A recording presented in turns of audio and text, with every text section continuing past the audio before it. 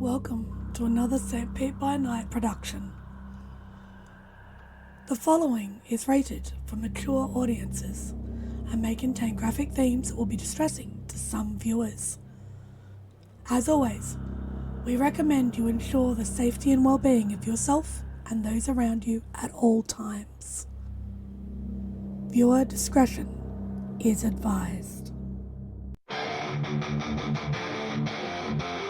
In the heart of night, we rise from shadows, howling at the moon, igniting our battles, cleansing Gaia of an endless fight, until our final days we will fight. Thanks, man, we stand united as one.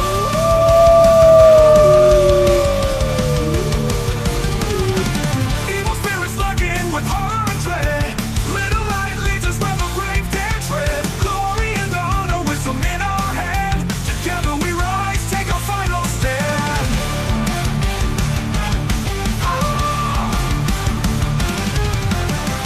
Everywhere we run, the wind is at our back. All the world's forces we will track. From the depths of the ocean to the clouds in the sky, vampires tremble as we learn to fight. Rage across timber, in this fight we'll stay. Evil spirits lurking with horror and dread. Little light leads us where the brave dare tread. Glory and honor, wisdom in our hand. Together we rise, take our final stand.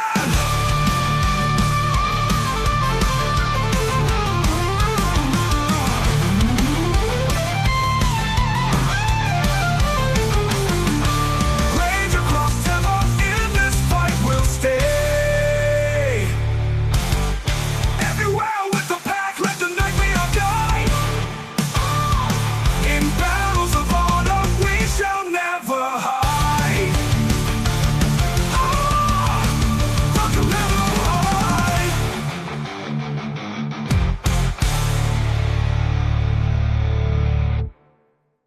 Good evening and welcome to the St. Pete by Night Entertainment Network. St. Petersburg by Night is a World of Darkness role-playing community originating in St. Petersburg, Florida. My name is Kent, also known as Mishikent on all social media, and I will be your storyteller tonight. It's Friday night, and you know what that means. It's time for Hounds, our Werewolf the Apocalypse 5th edition chronicles set in Tampa Bay, Florida, where a pack of young guru have traveled from Michigan to assist the Sept of the Evening Star in combating the forces of the worm, both physical and spiritual. You can follow St. Pete by Night on all of the social media listed in the description down below, and you can join our community by following that Discord link where you could take part in one of the many activities we have running all month long. We are now offering for players to run or play in 20th anniversary or Chronicles of Darkness games as well, so head on over and join our community today. Now let's introduce our players. Players, go ahead and introduce yourselves if you please. Hello, everyone. My name is Nikki, and tonight I will be playing Delphine Gaia Speaker, the Silent Strider Theurge. Hello, everybody. I'm your Freaky Jay, and I'll be playing Forged from Failures, the Bonar Rune. Hi, I'm Nabers. I play Quinn Kelly, the Ragabash Children of Gaia. Hey everyone, my name is Ben. I'll be playing Raymond Gorn, the Ghost Council of Philodox. I think these might have been the tamest introductions we've had in like months. But anyway, let's get everyone caught up as to where we are now. Last week, we saw Raymond and Forged head to Greer's storage complex looking for any clues or information that they could find about the Cult of Fenris, or at least the members of the Cult of Fenris who were once part of the Sept of the Weeping Willow. After discovering a journal as well as some photos, they were introduced in some fashion to Regina, who they saw spying on them through the Umbra. This led to Raymond having a pretty deep conversation with the Weaver Spirit, who had given him potentially some advice for helping deal with all the things that are going on with him. Whether he takes that advice or not remains to be seen. After that, we saw Delphine give a call up to Vermont to Jester Silvertongue, also asking for some help in regards to the Cult of Fenris, and Jester told Delphine all about their experience being the quote-unquote guest of the Cult of Fenris last time they were in town. This gave a little bit of insight into Ethan and Brandon's behaviors, but times change people, and it's been over a year since that happened. So who knows what they're going to encounter going into tonight's story. After that, Quinn fulfilled their obligation to Delphine by having a meeting with Eliza down by the riverbank where they were washing and dedicating clothes. But the conversation got pretty introspective. I think Quinn got a new perspective on how it comes to stargazers, but old biases die hard, and so there is still some distrust about stargazers, but I think a little bit of respect was gained for Eliza as an individual. And then finally, the pack was approached once more by the Cult of Fenris at their cairn to be when the transfer of volunteers took place, Ethan staying behind with the pack at their cairn while Quinn set off with the Cult of Fenris to attack the university. So let's get into tonight's story at the university.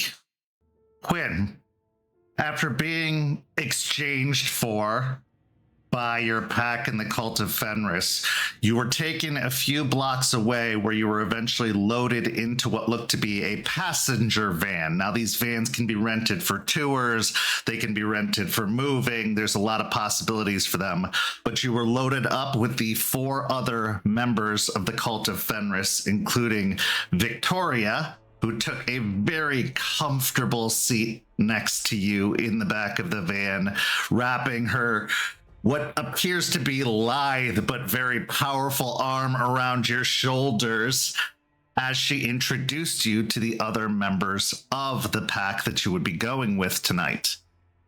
Those members include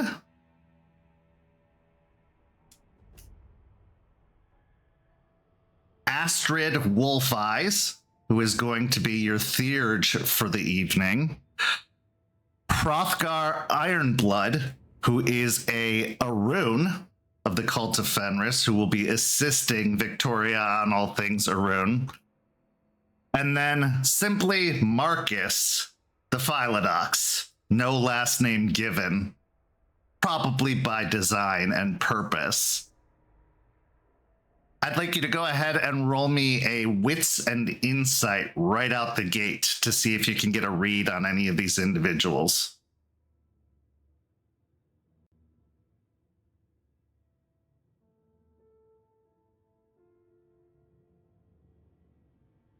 Does my favor come into play?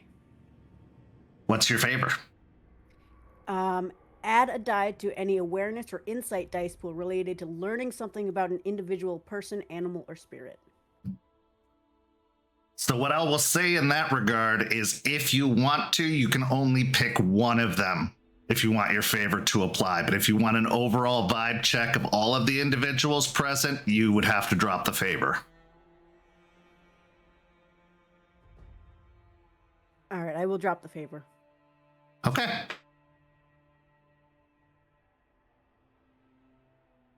Three successes. So as you're riding in the van up towards the university with the group, you definitely get a feeling that there is a fluctuation in emotions in this particular vehicle.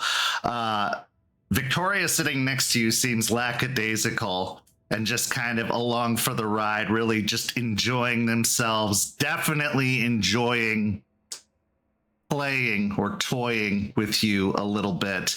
The flirtation is probably the only excitement she is getting so far this evening, as the rest of this just seems like business as usual. Astrid seems nervous. You get you could see that she is trying to prepare as much as possible, getting ready for the mission, but you could detect a little bit of apprehension in her behavior. Marcus, who was the kind of shifty-eyed, nervous one last time you'd encounter, is now kind of laser focused on you and casting the same kind of suspicious gaze at you that you are casting at everybody else, trying to really like sort you out, figure you out in this instance, not seemingly very happy about the whole situation. Rothgar is pumped. They are excited. They're ready to get in there and tear some leech apart, possibly all the leeches, so you could get a very like excitable, eager, almost aggressive energy coming from them as they are gripping the steering wheel, almost white knuckling it, and definitely speeding, trying to get to the university as quickly as possible. At this point, Astrid will kind of clear her throat, gathering the attention of everyone around, getting their voices to die down a little bit. Okay, so this is what we've learned so far.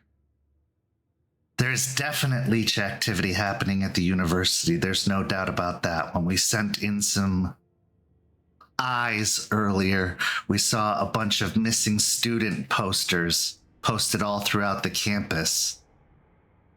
A lot of them, which leads us to believe that they're probably abducting and either feeding off of or possibly killing those kids to try and sustain themselves. We don't have exactly an idea where we're going yet, but we do know two things. One, there are a lot of security cameras on the campus, at least on the surface level, probably in the buildings as well. And two, there's a staged protest happening tonight at the university.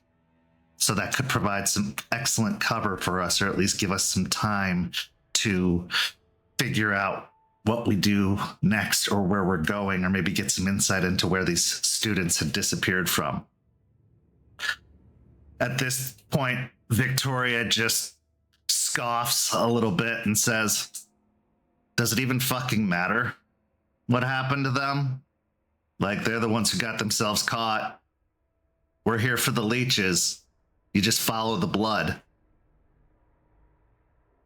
Astrid sighs heavily and says, yes, we should keep our senses aware for any potential sense that could give us an idea of where to go, but if those kids can give us any kind of direction, it'd be worthwhile to know.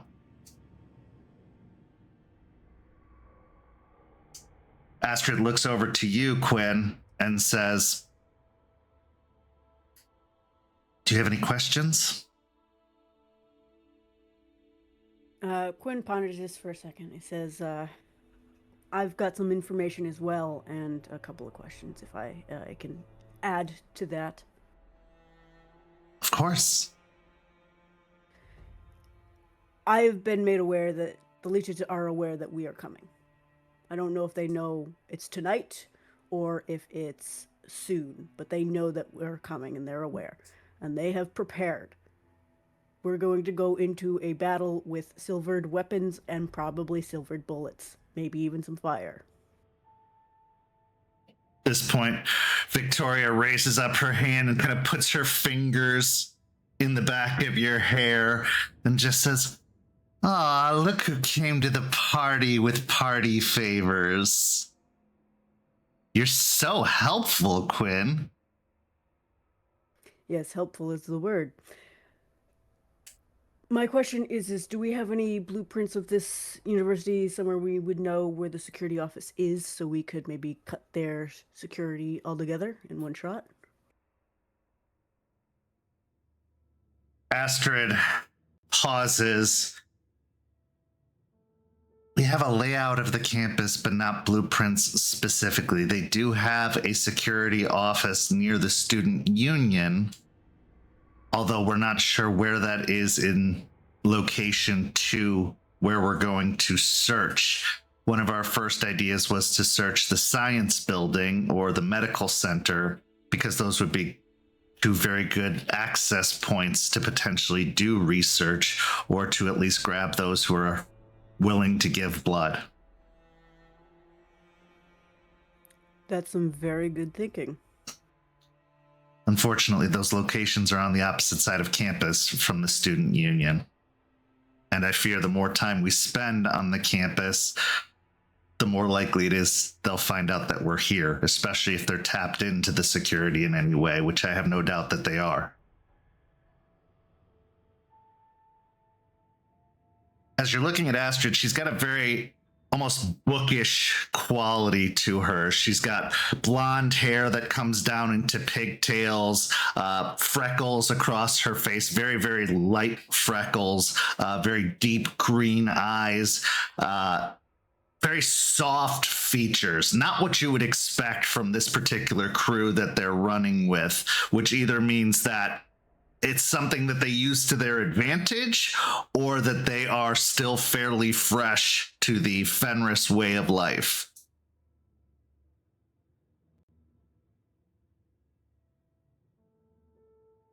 Quinn will take that information in, and he'll say, what's our feelings on splitting the party, getting more ground? Or are we all doing this tactically, like we're going in to assault? Astrid starts to say, well, and then Victoria cuts her off going, what's the matter, Quinn? You want some alone time? Quinn will lean in to Victoria just a little bit. Says, I mean, if that's what you want, that's sure, but I want to make sure we're actually going to survive this. Me too. But we're not stupid like some of the other guru in the area. We don't split the party.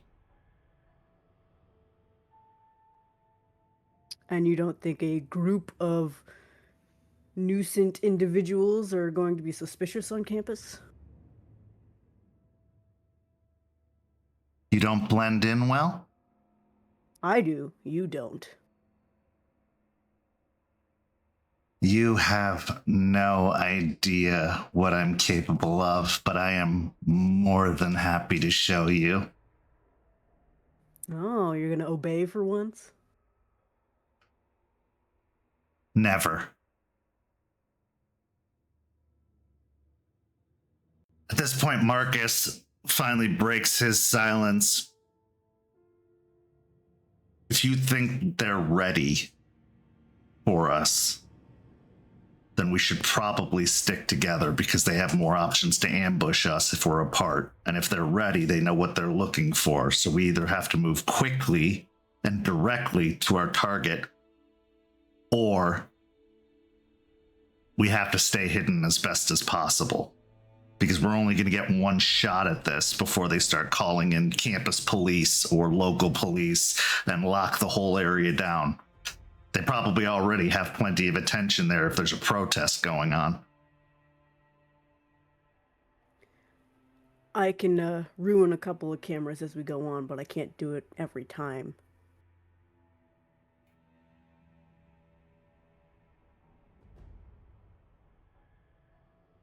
All right, Astrid says. Then maybe you, Victoria, and Marcus can go see if you can get an idea as to where these children, these students disappeared near, and that'll at least give us a vague idea as to where we can start. I think you're right that if we don't move together as a big group, maybe that'll buy us some time, but we can't linger long. And I think, as good of an idea as it is to go to the security office, I think they're probably going to also be well staffed if they have a bunch of students on campus right now. That is a good point.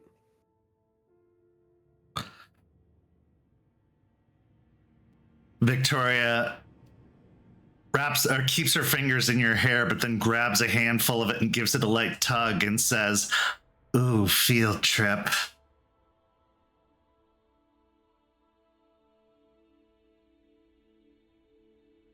So eventually the van pulls into the parking lot of the university, and there's several parking lots scattered around the campus, but they pull into one of the remote parking lots where there are fewer vehicles present, and they stay near the edge of the parking lot once they pull the vehicle to a stop, parking really, really close to the exit so that they can make a quick getaway if they need to.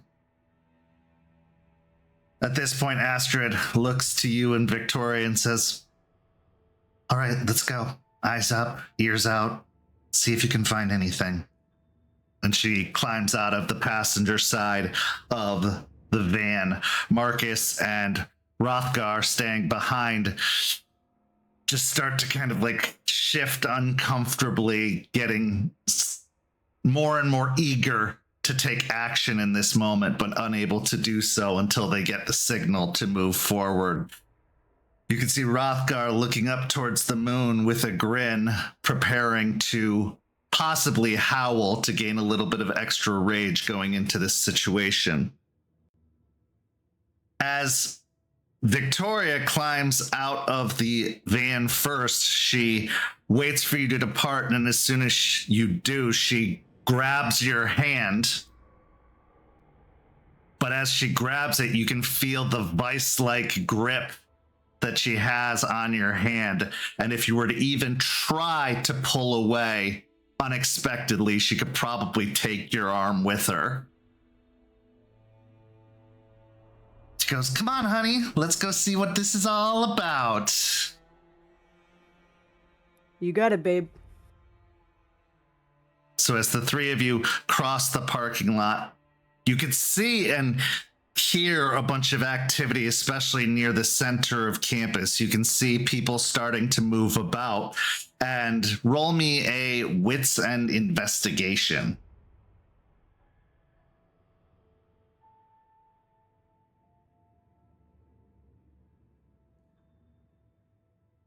Can I? No, it's investigation. Never mind. Well, what do you want to propose?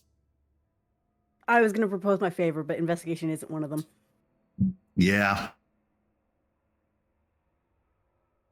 I mean, if you wanted to incite one of the people on campus, you could, and then I would give you your favor to see if you can like get a vibe from them. But the investigation is probably going to give you more information. Yeah. 4 successes on investigation. Okay, so it seems that the protest is actually in regards to the missing students, that there's been a feel on campus that the school isn't doing enough to try and resolve the matter. They feel like the school has been pretty passive, and that putting out a few more campus security guards on patrol and, you know, hanging posters isn't necessarily enough of a proactive measure to prevent whatever is happening. So you can see posters being like, where are they? You know, the names of some of the missing students on some of the posters, along with maybe some of their flyers attached to posters themselves. As Victoria is looking around the rest of the students, Astrid is looking a little bit more wide-eyed, and you can see that she is looking in a way that isn't entirely present. She has opened up eyes to see beyond what is obviously there. As you walk further and further into the crowd, kind of blending with the crowd as soon as possible to avoid standing out, roll me a wits and survival.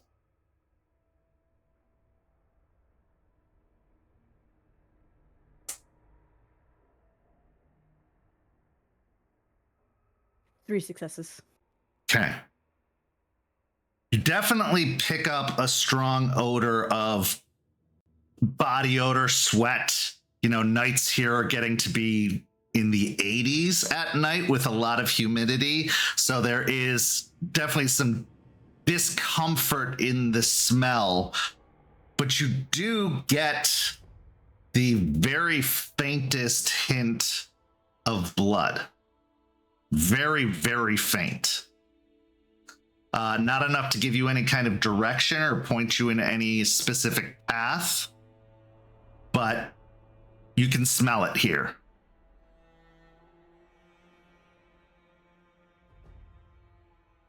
Quinn will, under his breath, announce that to whoever's closest, most likely Victoria.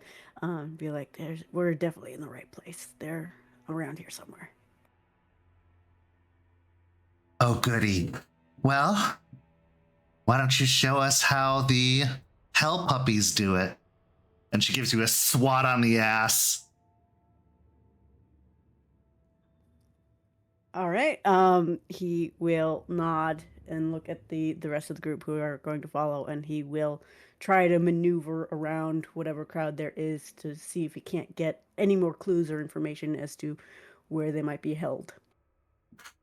Okay, so how would you like to go about getting that information or clues? There's a couple of possibilities. One, you could continue to investigate and try to see if you can find any details, maybe on the posters that are around, the flyers about the missing students, because maybe there's some information on there. You could use Streetwise and try to see what people are talking about, maybe ask some questions of other students nearby. You could try another survival check. But I would say you would have to get a good distance away for it not to be masked by the odor. And then at that point, you're very risking losing it altogether, depending on how far away you get and if you go in the wrong direction. You could potentially try an awareness to get some more information, although that's going to be probably a little bit more vague. I think I would like to attempt to talk with the crowd of people, talking about the missing individuals, seeing if there's any connection between all of them, to see if maybe they were in a specific building the majority of the time. Go ahead and give me that wits and streetwise.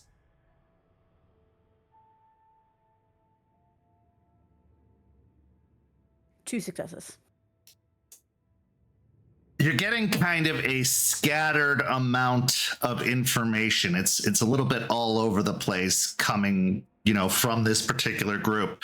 But what you are able to learn is that most of the disappearances seem to have happened on the north side of campus, closer to the arena, closer to that area of the campus, a little bit further away from the student union, from most of the main gathering of buildings. This seems to be a fairly remote location, and that maybe one of them had disappeared after one of the sports games, or one of them had disappeared after a concert that had happened at the auditorium that is near the arena. So one thing is for certain, all of the disappearances happened at night. They didn't get back to their rooms that night, or, the RNs didn't see them check in or anything like that. And it usually happened in and around some sort of event. Although there is one case of somebody leaving the library who had parked on the north side of campus, and they had disappeared as well. And their car was found in the parking lot the next morning.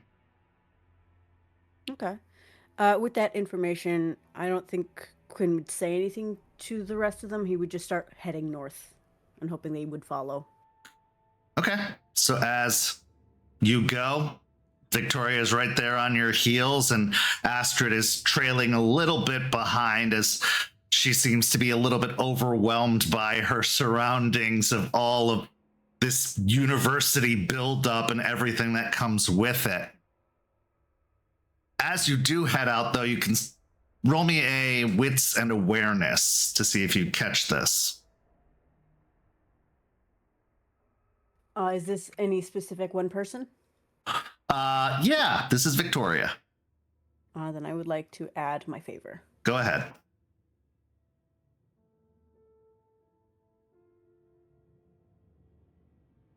Four successes. Okay. You are able to catch, even though she's like just a little bit behind you, her fish out her phone and start texting on her phone as you're crossing the campus, walking north. Quinn will kind of lean into her, making it seem like they're just really close. Say, "You're fucking texting while we're on a mission?" I'm letting the others know where to meet us, silly. Why, are you already jealous? It's very funny. No, we haven't even gotten to any place. We don't even know that this is the area. But if it is, wouldn't it be better to be ready? He'll roll his eyes and continue forward. I realize your group might be doing things a little bit differently. Like, leaving people behind and splitting up and, I don't know, I guess sending some of them away. But we like to stick together. I wouldn't have had to leave mine if you weren't nipping at my fucking ankles. Aw, honey, you volunteered. Don't forget that. I would have happily taken your beefcake. I'll note that for later. As you cross the campus heading towards the north side, you can see off in the distance the headlights of the van you had arrived in pulling into that same parking lot kind of near the arena in that general vicinity. Still staying to the edge of the parking lot. They kill the lights, kill the engine. There's a few more cars parked here. It seems like a lot of the people who came for the protest used the arena parking lot. As it is much larger, it's pretty nicely centrally located between the arena and the main campus area. It provides a lot of opportunities for people to get to the protests quickly. But as you keep venturing, where are you headed? I would like to see if I can do another sniff around for any more blood. Absolutely. Give me another wits and survival check.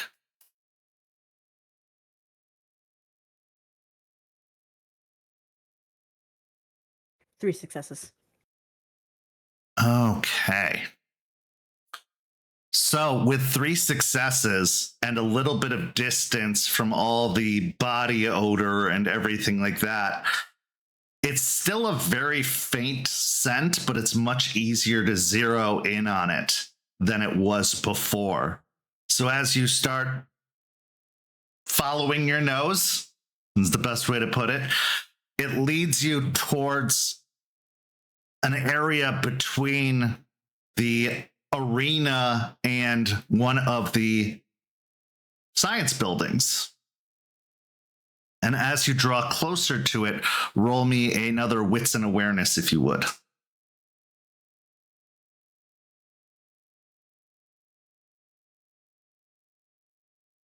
Four successes. Okay.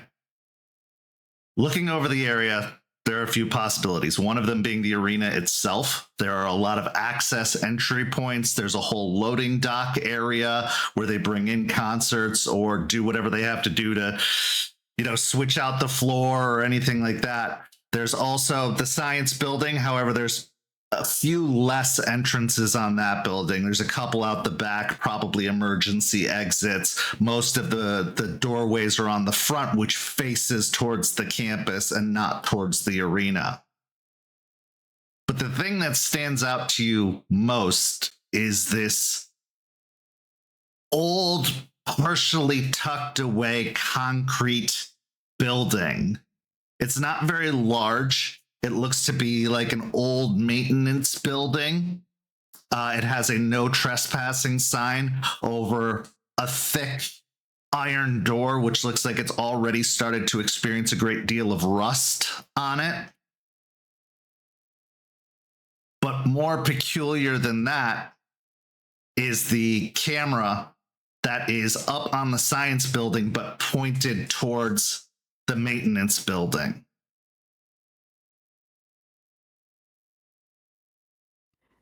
Quinn will kind of look at that and assess it and go, bingo. I think we found it. I just think of how much more you could be doing and the good you could be doing if you weren't just shackled to a rundown abandoned building. Funny, it seemed like you really wanted that building the other day. I just wanted to get to the gooey center. All right, let's get on focusing, and I will activate gremlins on the camera. Okay, go ahead and make the roll for it.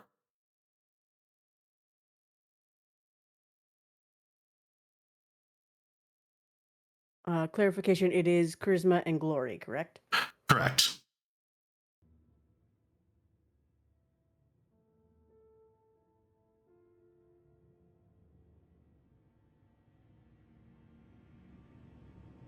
Six successes on a crit.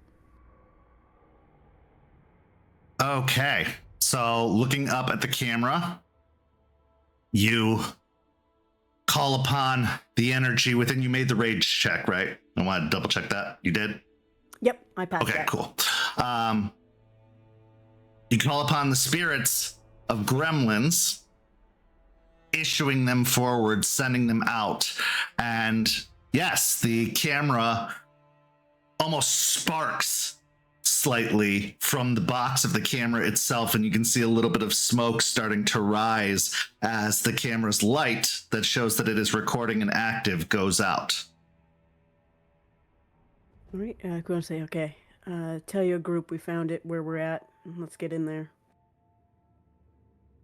Sounds great. And she pulls out her phone and Victoria starts texting. She then looks up to you. They'll be here in just a minute, but why don't you lead the way? Quinn squints his eyes at her for a second and says, ladies first. Oh, I don't want you running off on me. And besides, you've done such good work so far. We need you at the front. Nah, you can go in front. I'll be right behind you.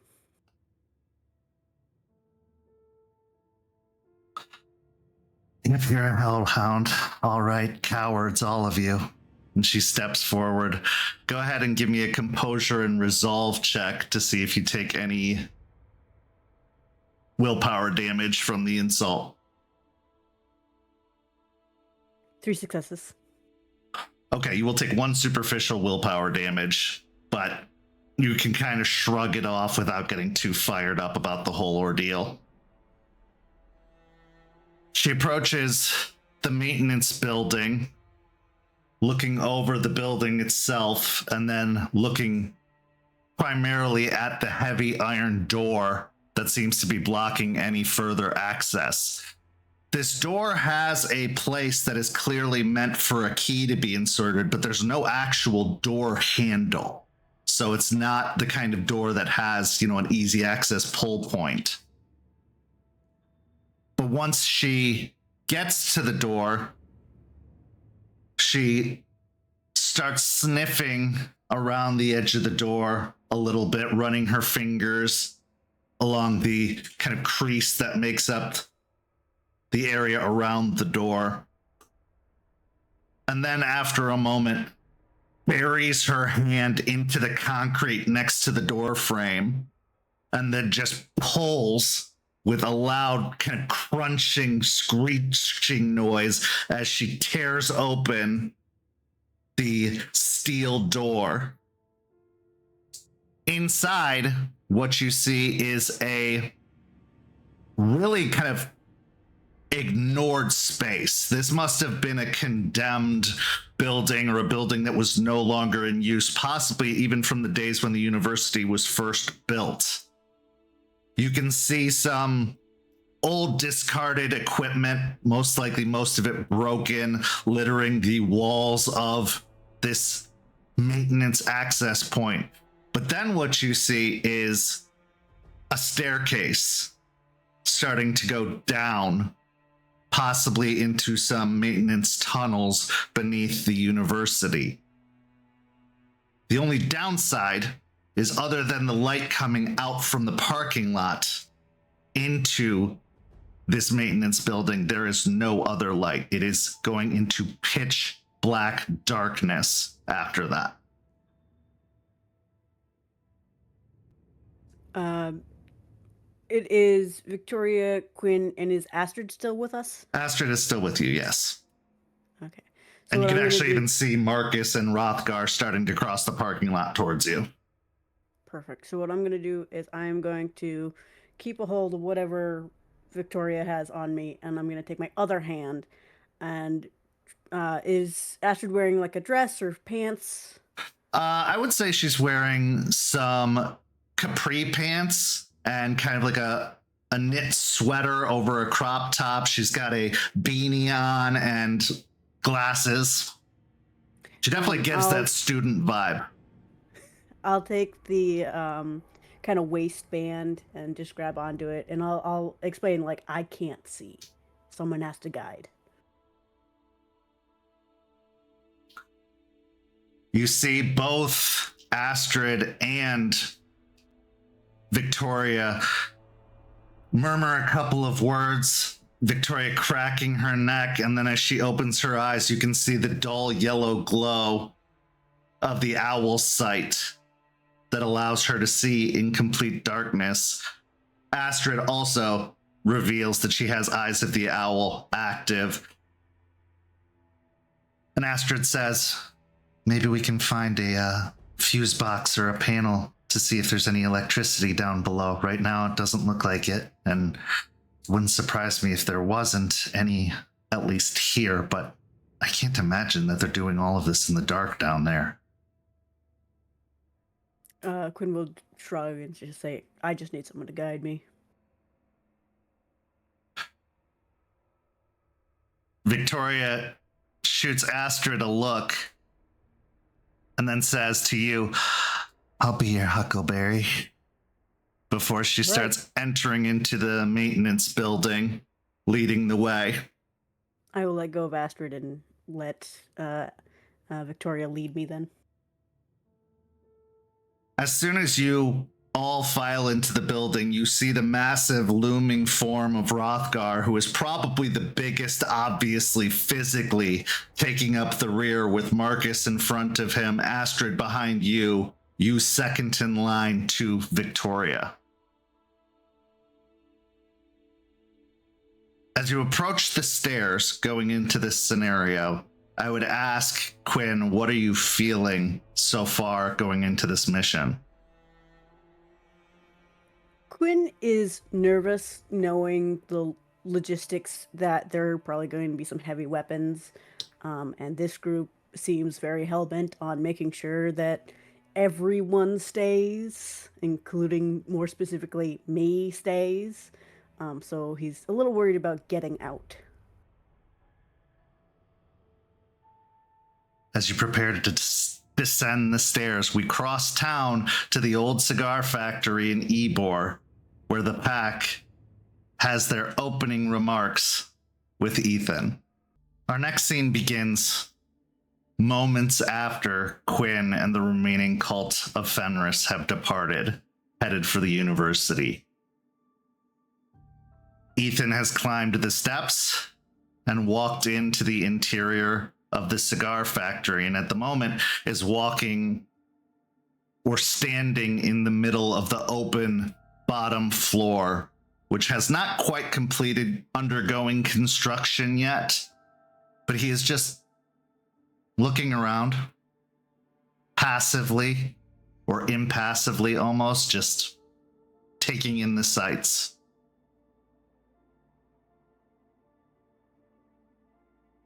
Delphine will wait for the rest of her pack to come inside before shutting the door behind them, and will watch Ethan for a few moments before commenting, not much to really look at so far.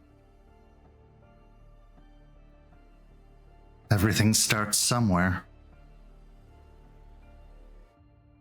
Currently, it's just a bunch of graffiti we're still trying to remove. Why here?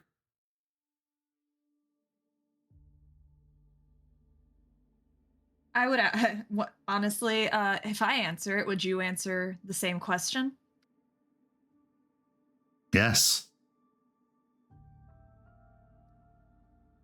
because I sensed a spirit here that needed help, and I am, as a theurge, that is my obligation to help with the spirits.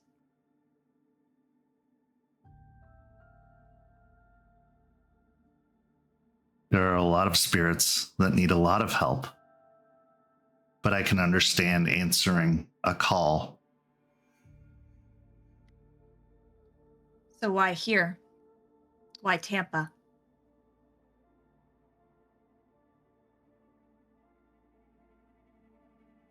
As I said, everything has to start somewhere. And I know this area very intimately.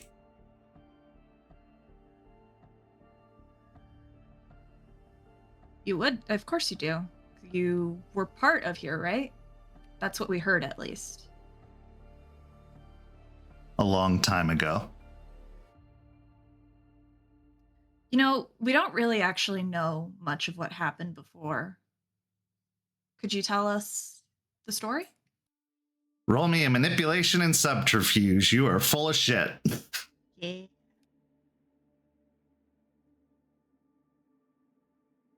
I'm at rage 2. Definitely.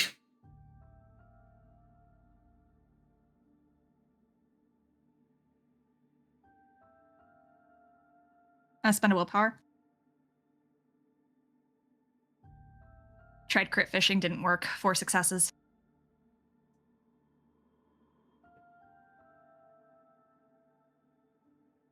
Are we already playing games, Delphine?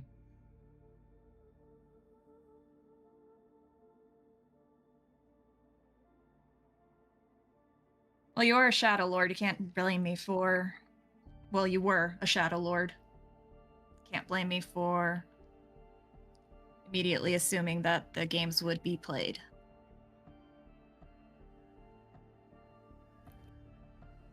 I assume they already started when, jumped our people in the middle of an alleyway, but, I mean, what do I know? As I said before, that was just business. If you have anyone to be upset with, it would be Rook of the Iron Bells. Although you must not have been too upset by it. You sent Willow with him, after all. I was of the firm belief that Willow deserved a choice in her fate, rather than be backed into a corner. She chose to leave, and we were not going to stop her, if that is what she truly wanted. Nor should you. If you have a question for me, ask it like you mean it. There's no need to dance around.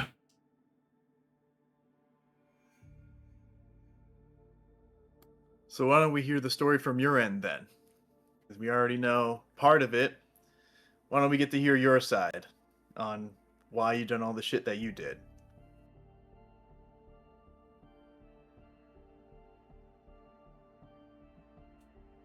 Something had to survive. This was once a great sept. Joseph Blackrock was the only thing standing between this city and utter annihilation. But there are very few leaders like Joseph Blackrock. And when Ryder inherited the sept, he drove it into the ground. His inaction, his unwillingness to understand exactly what was happening, and his belief that he could so openly sacrifice members of his sept while he stayed behind,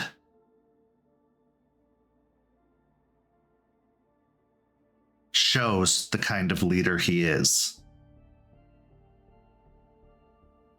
And they all died because of it. So you're here for what? Revenge? I guess for Ren? For Holly? For Alara? No. They were all fools and they all died because of it. So you're saying that Alara dying, protecting you, she's a fool because of that?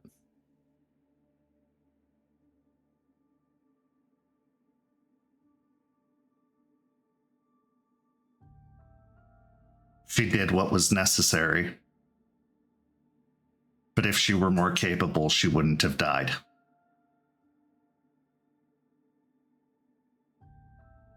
So instead you chose desertion. I chose survival.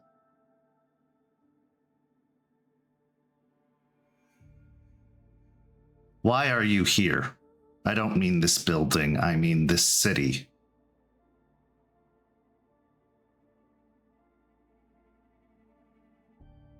This place deserved a second chance.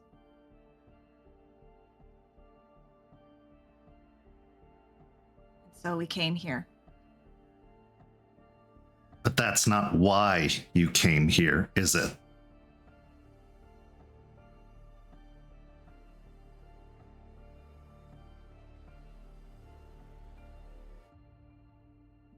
Does he? So is he actually? I'm trying to determine if he's bluffing. If he actually knows something, or if he's trying to fake. If he's trying to get it out of just to get us to admit it. Roll me a wits and insight. Can I also roll one? Yes, Then I will also ask if I can roll one. sure. 2 successes. What's our rage at right now? 2.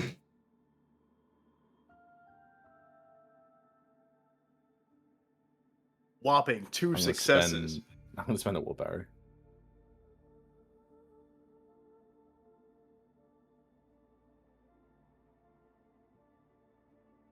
8 with a crit.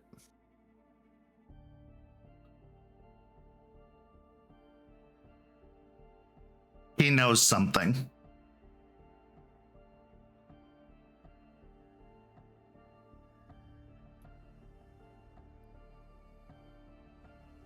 I mean, I guess kind of say what Delphine said. We needed a second chance, and coming here allowed that to happen. Do you believe you needed a second chance? Or were you just told so before you were abandoned?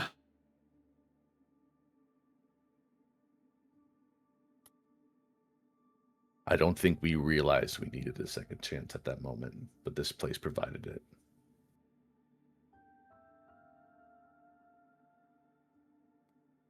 And I mean, it can be a little bit of both. I'm sure they weren't too sad to get us out their hands, but we kind of needed a fucking wake up call to not be scumbag losers.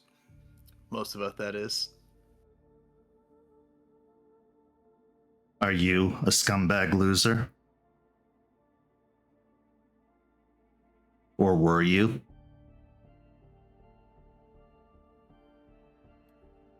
It's a little bit of... Forrest's a little bit uncomfortable by the question. He thinks about it for a second. Let's say I'm not as bad of a scumbag loser. How about that? At least a little bit better, huh? You're plenty better. You're a good person. Oh, you heard it from Pack Leader. I'm a good person, so. You always believe what you're told?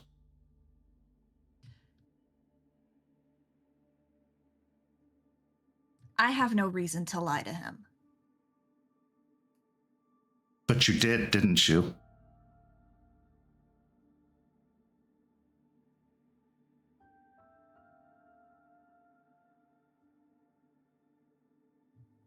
She pauses for a moment, just narrowing her eyes at him.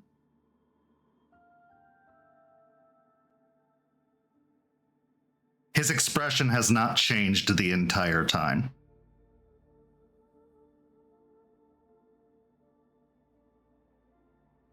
And she'll just steel herself and just stare at him right back, neutral expression. I was asked to make him better. I was asked to help him see his true potential. To forge him from failures?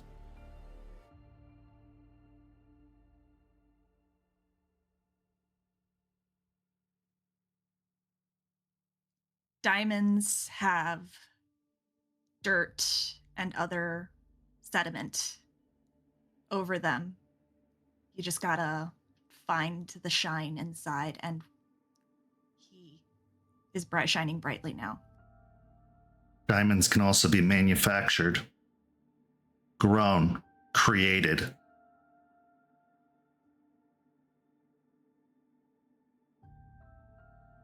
It sounds to me, Forged, that they are always going to associate failure with your name.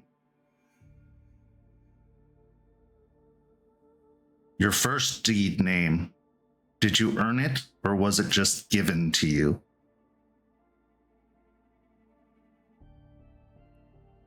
Forge right now has this, like, trying to give off an air of casual, like, I don't care, I don't give a fuck about what this guy's saying, I'm relaxed. But it's definitely not the case on the inside. Still, there's definitely some tension, some mixed feelings on the inside that he's trying to mask.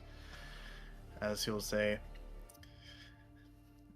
it was given to me, but usually the case, isn't it? With your deed names, you gotta do something to earn them. You know, given by your galliards and those around you. A deed name is an honor. Was yours?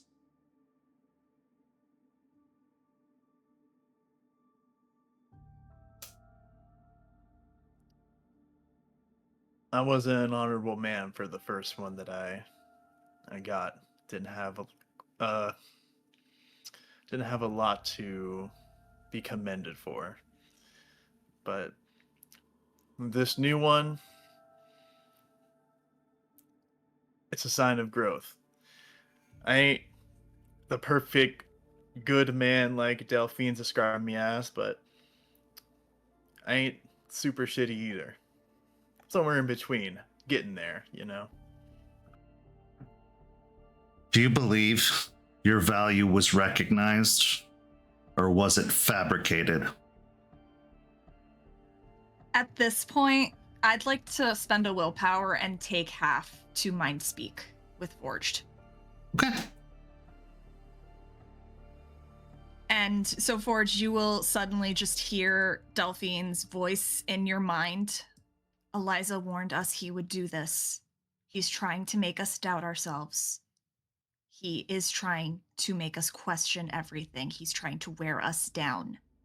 Just because Quinn is in a physical combat, potentially in a physical combat scenario right now, doesn't mean we are not fighting our own fight right here. He's trying to attack all of our defenses, our insecurities. Don't fucking let him. You are not what he is trying to insinuate you are.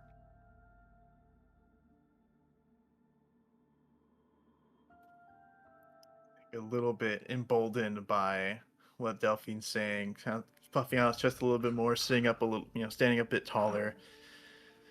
He'll say, "Look, I'm a certified badass, man. I think a lot of the other people here can at least tell. No one here can fuck with me. I got into a scuffle with an abomination. I helped kill one. I've went to a black spiral dominated area, and I came out alive. And you know what?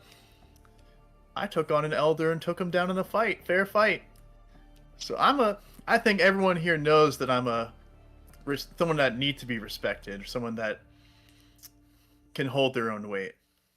So that's why they kept you home?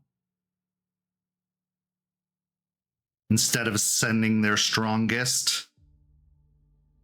They sent their strongest here, didn't they? No. Are you not an Arun? Does that make me the strongest inherently?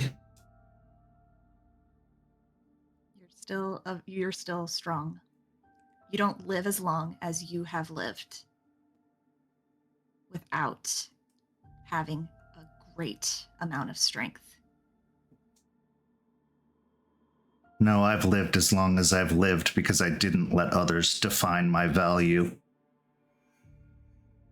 I didn't let others keep me home, or else I would have been dead like the rest of them.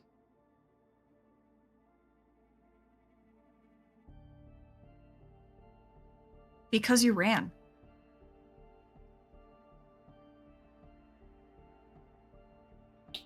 If that's what you'd like to call it, you are free to do so.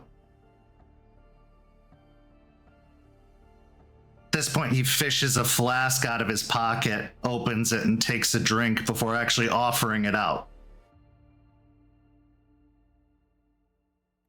George will take it. He'll take it, take a sip of it. It's really strong whiskey. I think he can take. He's been drinking a good amount. He can take it pretty well. Yeah. Maybe a slight bit of a like a cough. You know. No, it's just or one a- shot. You're fine. Yeah, nothing crazy. He'll offer it to, offer it to Delphine and Ray. Just seeing who takes it. Delphine will just continue watching Ethan.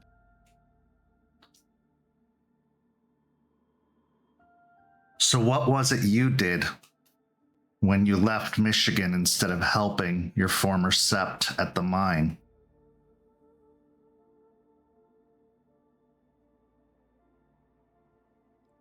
Our former sept sent us back home. Former.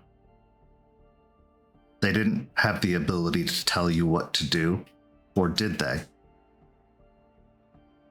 It was a diplomatic mission. We didn't want to insult them. And it's their territory too.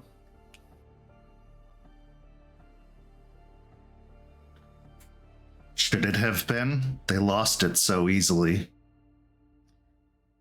Probably because the septs aren't helping each other enough. Because the Garo Nation is being attacked by the dancers. You guys could be helping combat the worm directly with them. And instead you're focusing here.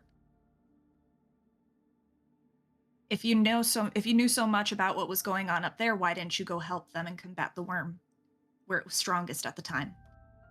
Because the worm doesn't dwell in one location.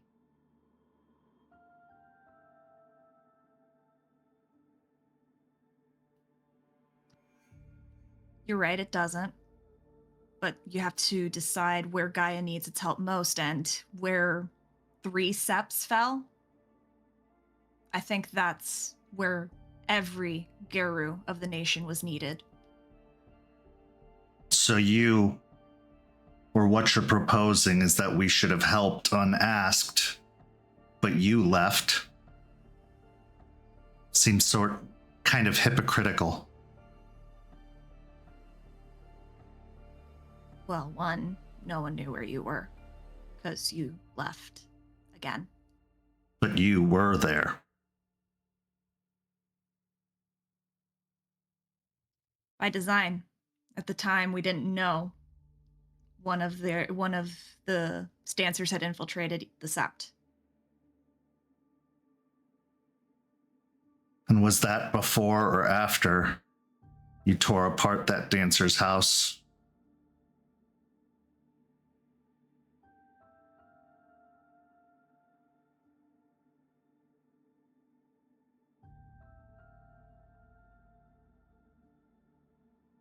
You know a lot for someone who just got here. When the members of your pack keep calling to my patron, it is a direct access to information. From what I hear, you aren't listening to your patron. Do you believe everything you hear? I want to insight the last two things. Go ahead. To see.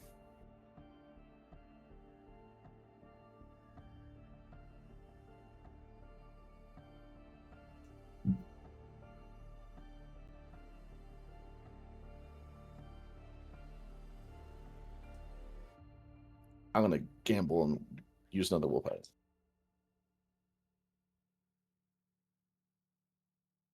6 successes. As far as you can tell, he is 100% telling the truth.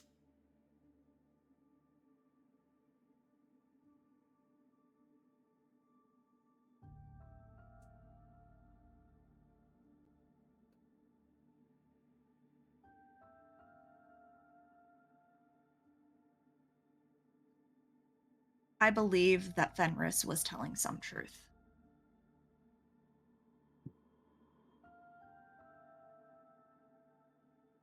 Do you believe it was Fenris? Or was it something that appeared like Fenris? You're a theurge. You should know.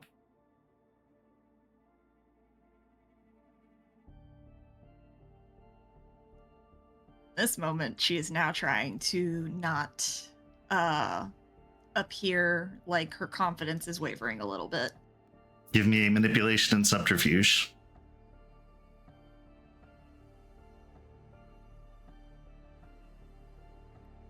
Would I be able to help, like, not as much as like covering for the lie, but more almost like trying to get her confidence a little bit more up, like show that I'm by her side, that I'm here with her, that I believe in her, to maybe help with that. That link is bit. still there. You can do all those things. It's not going to help her roll. Oh, well, I try. I want to be careful with my willpower this session. I will 2 successes. I'll roll with it. I'll roll with him seeing through me. Okay. So you take an additional 2 superficial damage to your willpower.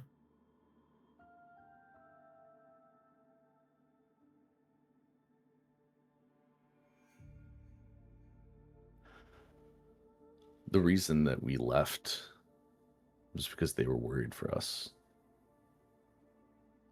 And yeah, we were suspicious of them at the time, but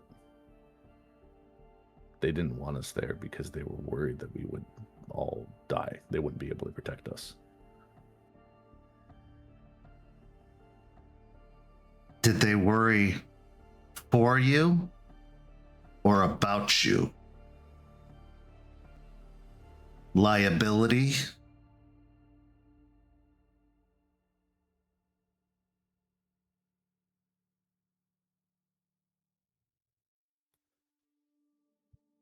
I mean, you can think whatever you want, but I mean, I talked to Red. I know what he wanted.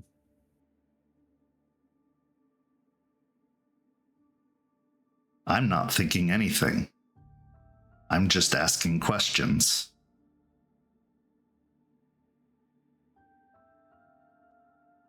Why now? You had 13 years to come back.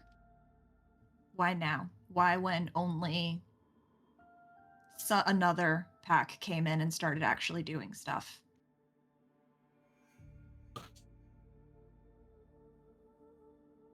Because unlike Ryder or Ren, I wasn't going to be caught unprepared.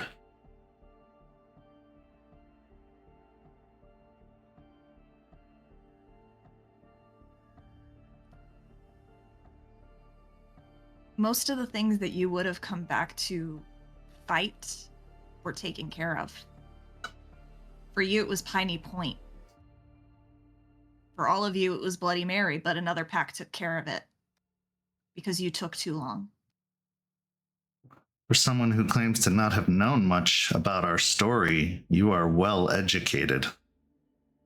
You're the one that called it out already. It's good to know you have such stout defenses.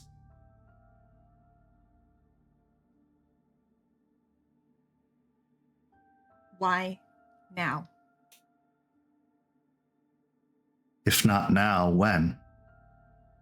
Literally any other time in the last 13 years. They thought they had killed all of us.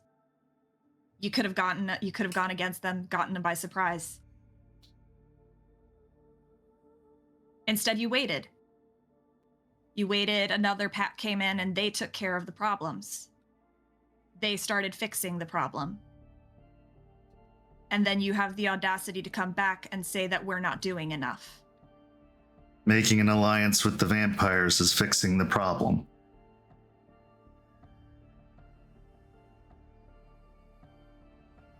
We had to help the people.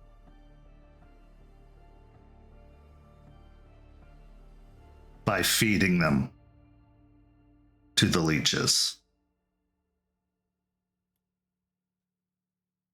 I mean, as a soldier, even you have to understand fighting on 3 different fronts is not intuitive.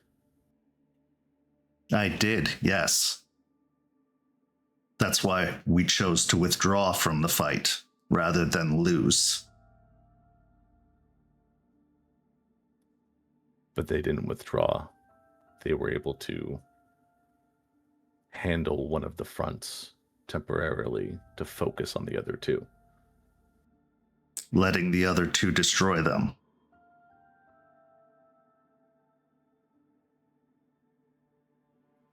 How did it destroy them? Honey Point's taken care of and Bloody Mary's taken care of. Oh, I see. You're talking about recent events. Well then, enlighten me. What do you mean?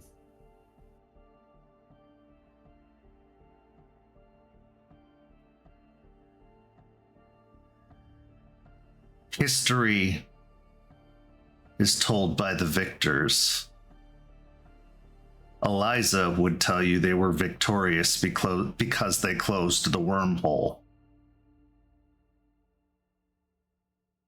But everyone died to do it, leaving the city empty, unguarded, hopeless. In taking care of one front, they exposed the rest of the city to everything else.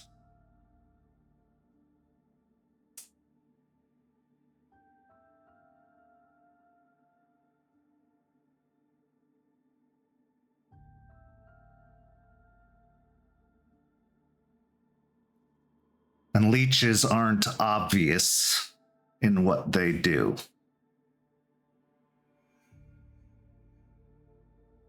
I think we both know they're still moving. And all your leadership has done is bought them more time to prepare. And when the time comes, who are they going to send to the front to face their preparations?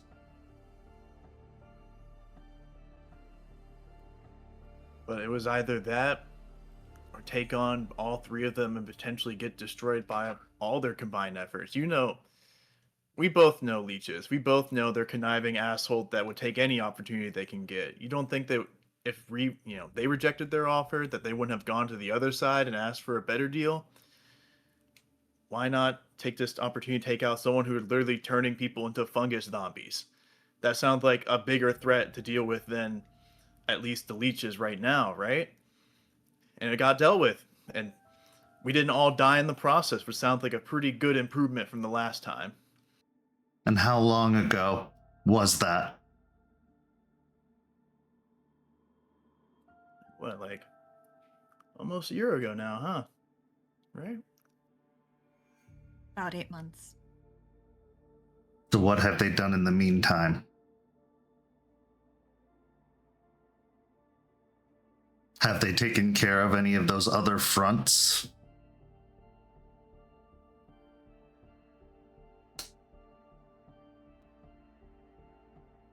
Did they end their arrangement with the leeches and resume the war?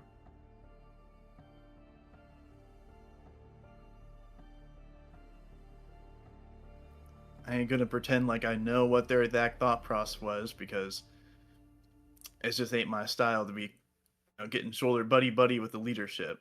You know, I'm a rat, but look, we lost a lot after that battle. We're all fucked up. You know, expend a lot of resources. We got to build back up. We can't just jump from one fight straight to the other. It's not like no one's been doing anything. I've been helping around out here, helping the people, helping the streets, to make sure that less people are being harmed, less rot is being spread around here. And I'm sure, and Delphine's been helping this. I mean, talking with the spirits, been helping with local spirits. I mean, this is what this whole building is for. Like Fenris, right? And also, if I'm understanding you correctly, you are using the fact that you are a bone gnar to not be in the know about what's going on. I'm using it to justify not being buddies with the leadership. Hey, don't get it twisted there. I'm not. That's what you said.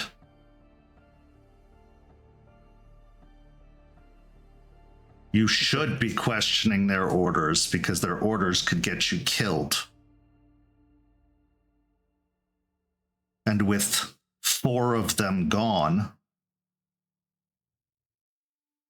having left you here,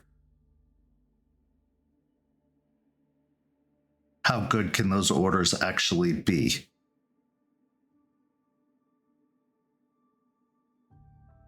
If the vampires decided to end the treaty today, who would stop them?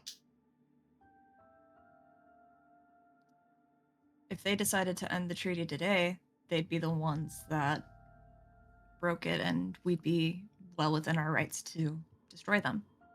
Could you?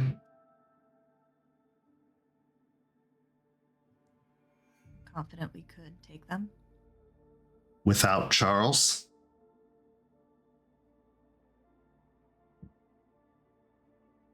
We don't just need Charles. We have You a do. room. I am so suspicious of this man and how much he knows specifically. He knows who mentors me now. I am going to just give Ray some side eye, just like trying to convey that something about this stinks to high hell, and communicate to Forge through our mind link. He knows way too much. This is not something that just that some Cult of Fenris would know. He knows intimate details about us. Someone is squealing. Someone is feeding him information. Is mind speak 2 ways? It is. It's 2 ways. The response from Forge would be, or you have the spirit helping him.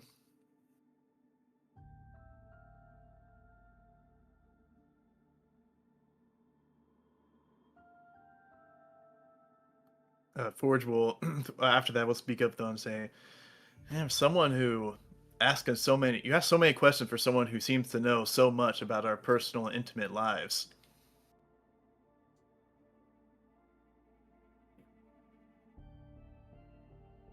I'm just seeing the things you don't. And what more do you see that we don't? What's your grand solution to this whole city? You told us that you were in awe of this great leader once before. Is your plan just to be like him and just run this cult to up into a frenzy and wipe everyone out? What's the grand plan here? Because I'm not quite following what your whole strategy of tactical retreat into hiding for 13 years and then suddenly resurfacing when major threats have been dealt with. I'm just not seeing the course of action. I am watching history repeat itself in front of my very eyes. I am giving you the opportunity to avoid it.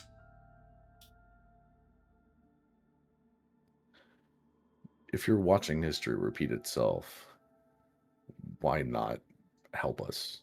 why not join forces? What do you believe that pack is doing right now? And I'm not in charge of them.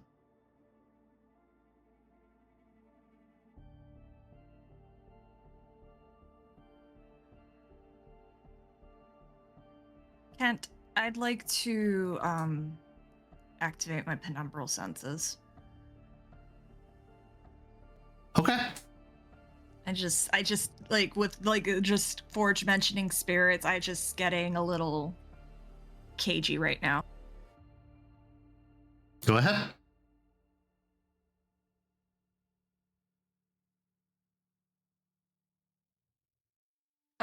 It's oh god, it's a brutal. It's either 3 successes or a brutal.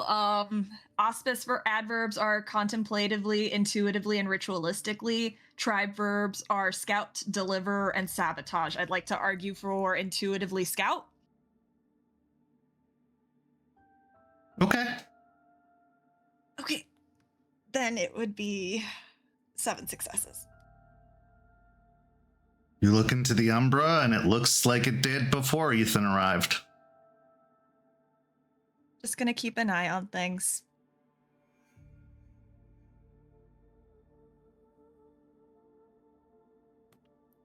You're saying that. So it's just kind of. So you're saying that you do want to eventually make some sort of team up here, because you're saying that the whole point of that mission is to, I guess, well, you're gonna see how good Quinn does, and that's gonna be what shows if we can work together or not. That We are going to show you that you don't need to be caged to make a difference. That you are getting in your own way from fighting for Gaia.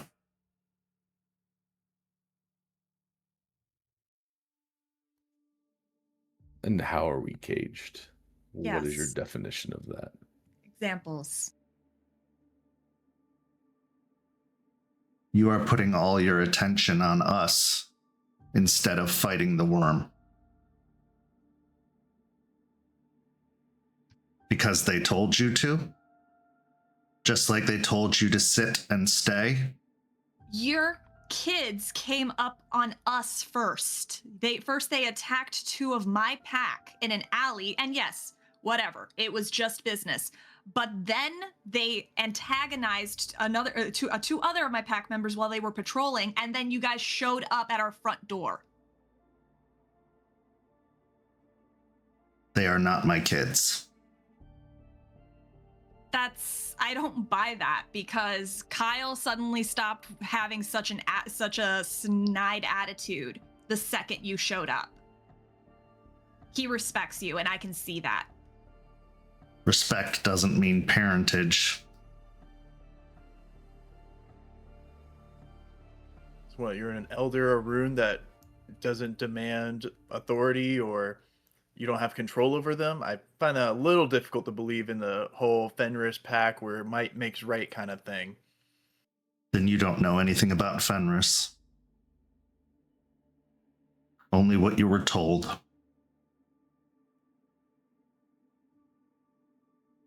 No, Farage, I don't think he does have control over his kid, over them. After all, we saw Victoria. You are just reflecting my point. You are a block away from a leech stronghold, and you're just letting it sit there because you were told to.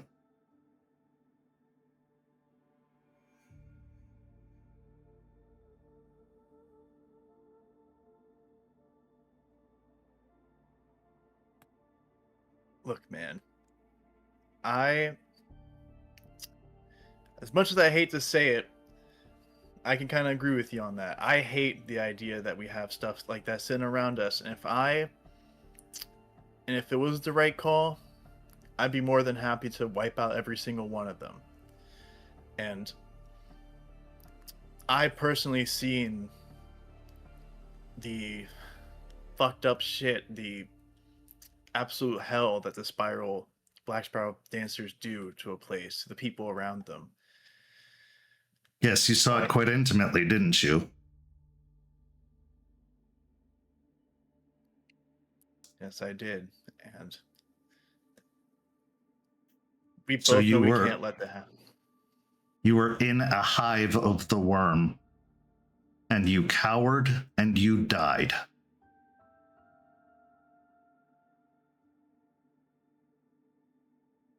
Forge, roll me a composure and resolve check. Why would you say that? Oh, okay, I'll roll that. Rage 2, I assume still, or maybe gone up to a 3 at this point. I think that'd be pretty likely. Yeah.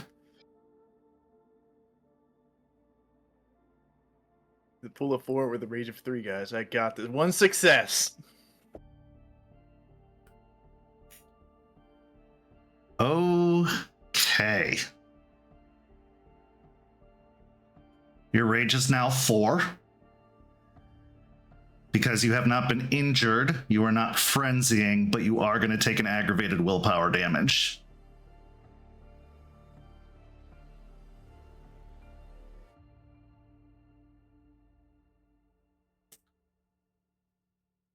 The only one who did any good in that fight is the one that called out to us.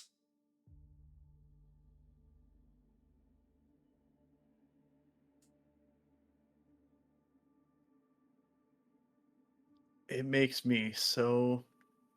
I don't know if I should be happy or should be sad for you, for the fact that you probably will never know what it feels like to have someone that you truly love and truly will do anything for and to protect. I don't know if I should be happy that you never will, so no one has to go through dealing with you, or if I should be sad because you just are an unfeeling asshole who probably will never know the feeling. But there's sometimes something more important than just destroying everything around you. I don't want to know the feeling. I don't care. You didn't care about any of them.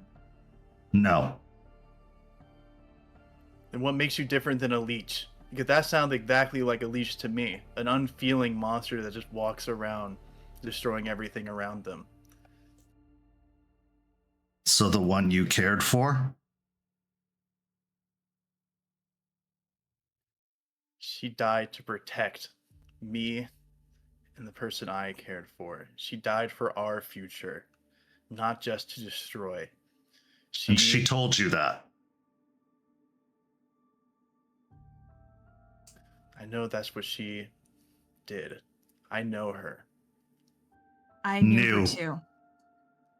Ooh, I'm at 3 now. Ken, I'm at 3. I'm at 3 now.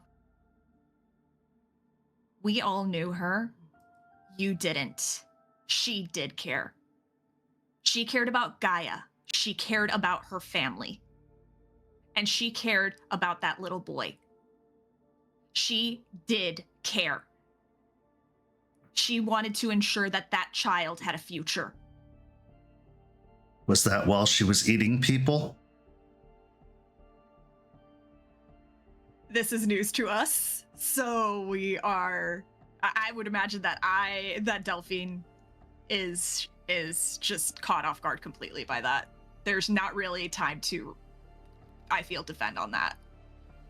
It's just absolute shock, like, huh? From Ford's face, like, almost to ridiculous, like, no, this guy's fucking with us, right? Just kind of looks over, like, confused to Ray and Delphine. I will also have a look of surprise at that comment. And with those looks of surprise, we transition back to the campus of the University of South Florida.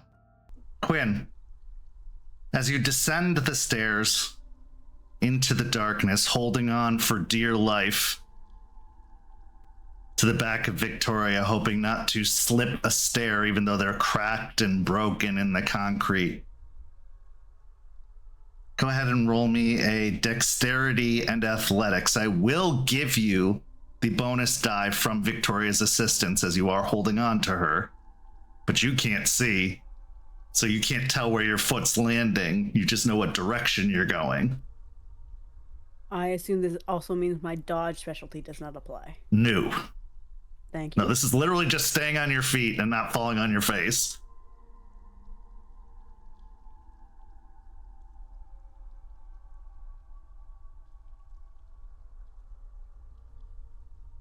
Three successes. Okay. You feel like a stair missing where you think there would be, but you are able to catch yourself and lower your foot a little slower, making sure you still make contact with the ground, keeping your feet as you go. Eventually, you reach the bottom of the stairs, and as expected, there is a long corridor. Not that you would know, you can't see it.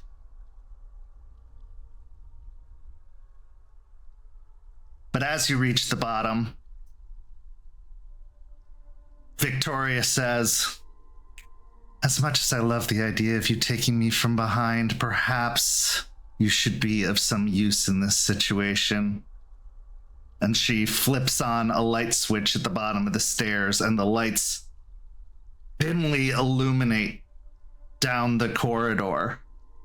You can see some pipes running across or along one of the walls, probably old plumbing that is no longer active. Or maybe it is, and they just haven't had a need to repair it in a long time. You can see that at the far end, probably a good 100 or so yards from here, there's a junction.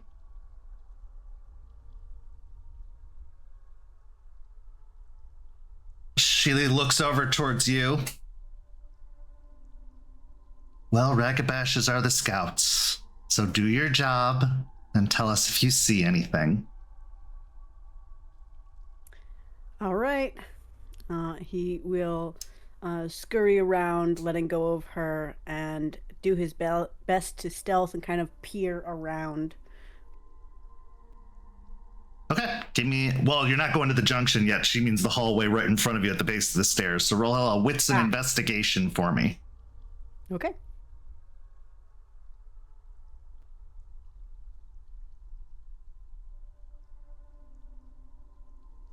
Four successes. Okay, so as you are peering down, you are actually able to make out a dull red glow buried beneath the pipes. And in this glow, you see a camera with a motion sensor hooked up, cleverly hidden behind the pipes, but active and on. All right. Can I use gremlins again? Is that just like something I can continuously do? Yeah, it's a gift. You can reactivate it. It's a new scene.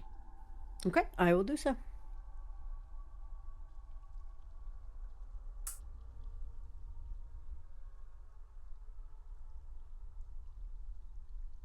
Four successes. Okay. Calling upon the gremlins, you see that light flicker a few times, and again, pop. The power goes out to the camera and the motion sensor, and a little bit of smoke drifts up from behind the pipes once more. I'll look back at them and kind of nudge my head forward, indicating that we can move forward, and do so myself. Okay. Victoria looks back to the others and says, "We should take him everywhere. He's so helpful." As you start continuing down the corridor, you suddenly hear the sounds of metal doors flinging open. And at the juncture, you see 4 men step out and level assault rifles in your direction and begin to open fire. We are now officially in combat, so go ahead and declare your intentions. Quinn will drop immediately down to the ground and try and find cover. Okay, go ahead and give me a dexterity and athletics, and yes, your dodge does apply. There is no cover to be had in the immediate area. It is just a long open corridor.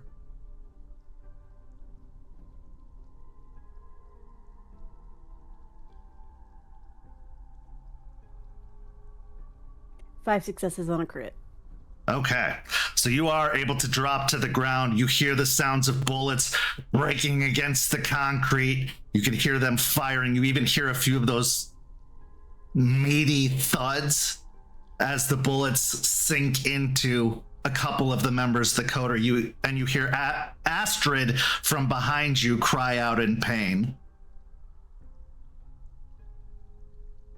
At this point, you see Victoria start to grow into her Glabro form.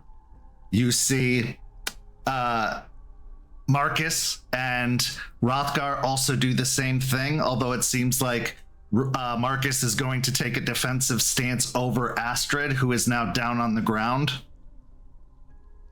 Declare your next intention. I think I will follow suit, but I'm gonna go Krynos. Okay, go ahead and give me the 2 rage checks. I do not. I will shred my skin instead. Go ahead and shred your skin then. Okay, so with 2 superficial damage, as you suddenly grow into your massive Krynos form, that is only a partial action, so you can take the rest of your turn doing what you want to do. I would like to attempt to grab one of the guns and see if I can rip it out of their hands. So you want to charge down the hallway and grab the guns? Yes. Okay. As you start to run down the hallway, you feel yourself get tripped up and then tangled in what appears to be silver razor wire. I need you to make a stamina and brawl to see how much damage you're going to take from it, because it is these thin cords, so you could potentially break through them.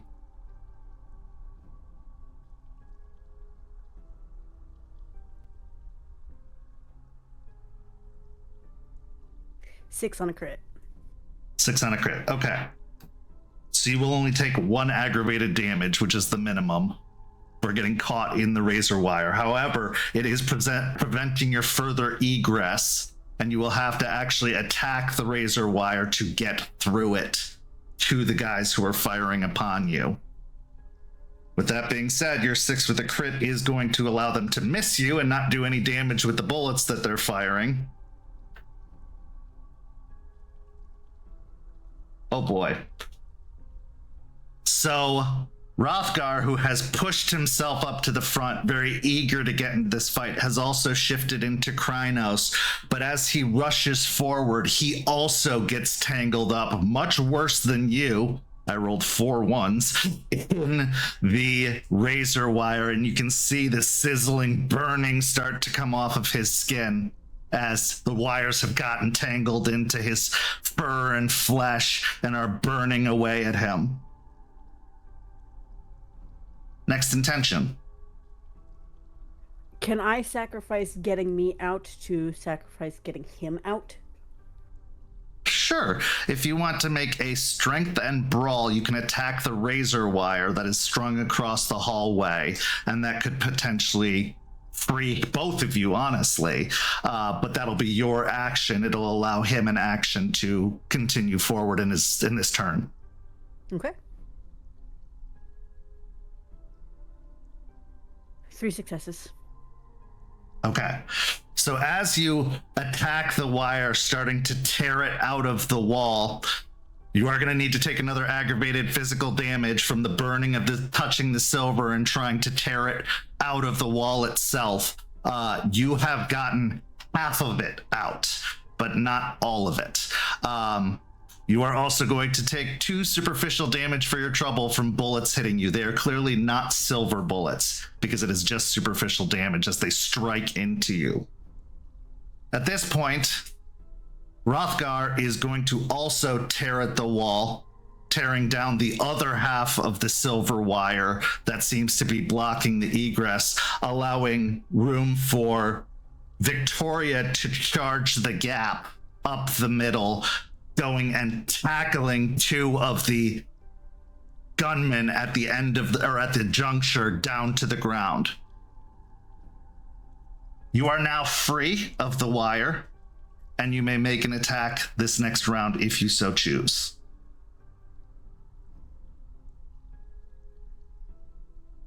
Okay. I am going to...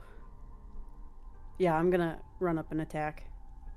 All right, go ahead and give me a strength and brawl.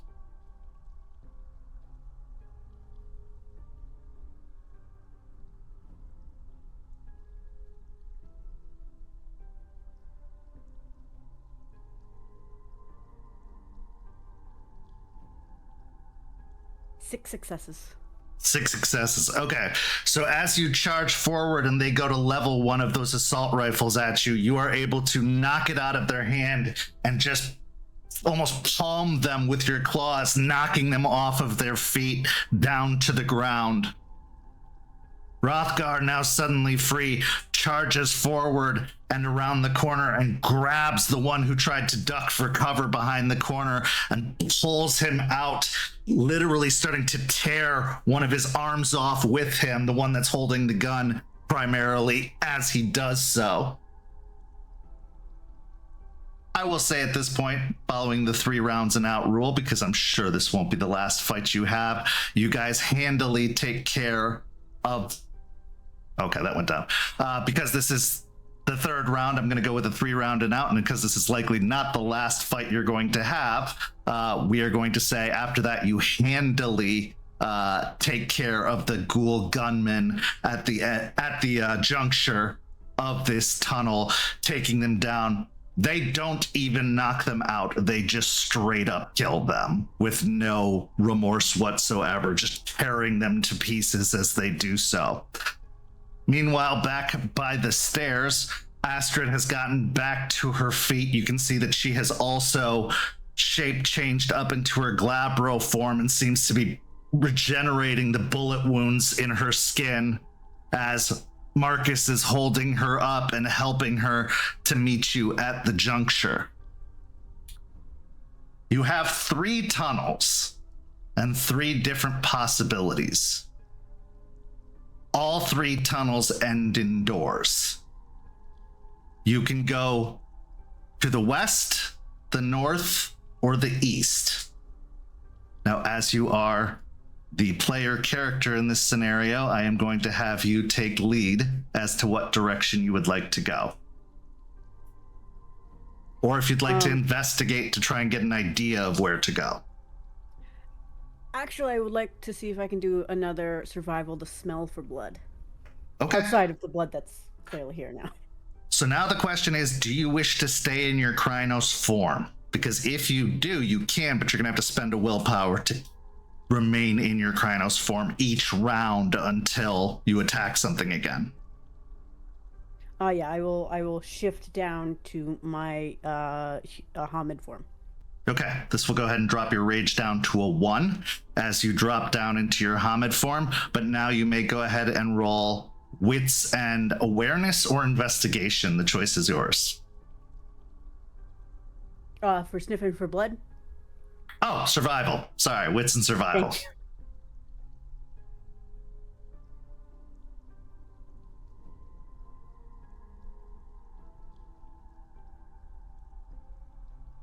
Four successes.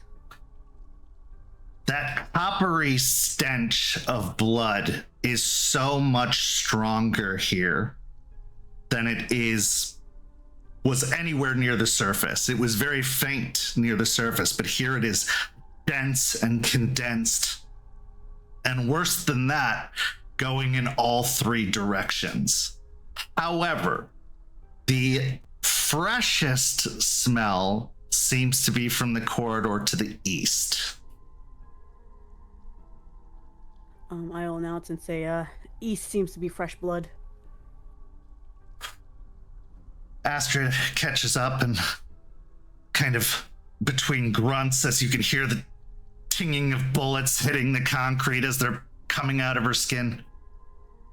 All right, east we go then. Let's make this quick. I don't want to do that again. Okay. So as you proceed to the east, go ahead and roll me a wits and awareness this time. 2 successes. You approach the door, and as you get closer, you don't hear anything. There's no obvious signs of movement or anything beyond. But what you can tell as you approach and are looking at the door, even in the dim light coming from the hallway, this is a door that is locked from your side. You can see that there is just a large kind of sliding deadbolt lock, and it is engaged currently from your side out in the hallway. When you say engaged, do you mean electronically or do you mean No, physically? Yeah, it's a large physical kind of like deadbolt. Okay.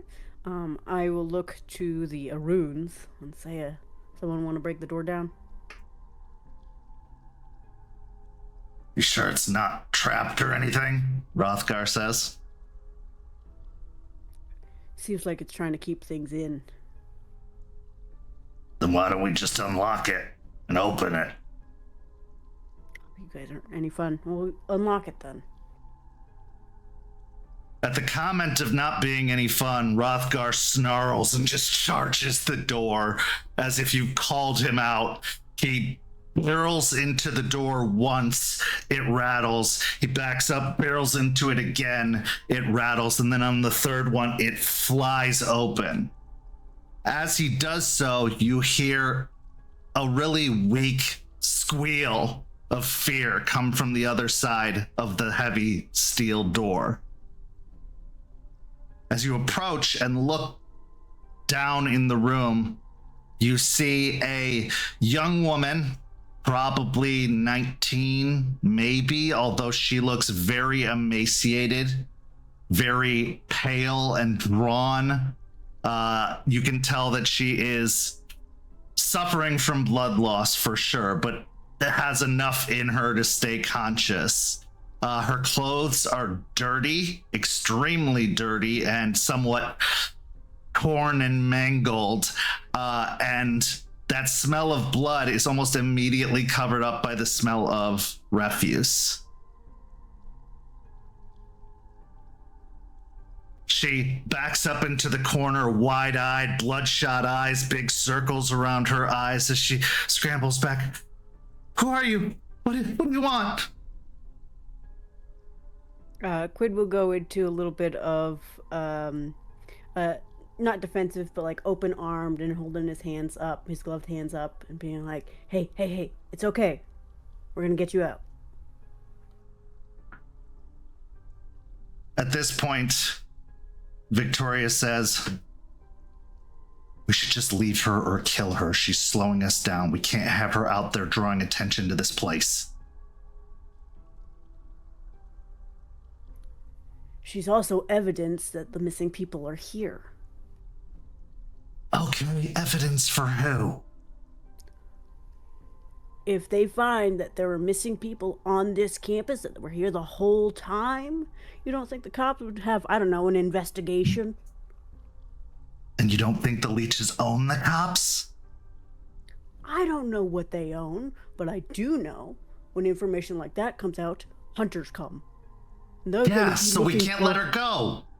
No, we can, because they're going to be looking for leeches, not wolves. And you want hunters descending upon this city? That's really good long-term thinking, Quinn. They'll leave once the leeches are gone. Jesus fucking Christ. Go ahead and give me a charisma and persuasion. Or I'll give you manipulation and intimidation as a possibility as well to get Victoria to back down. I will do charisma and persuasion. Okay.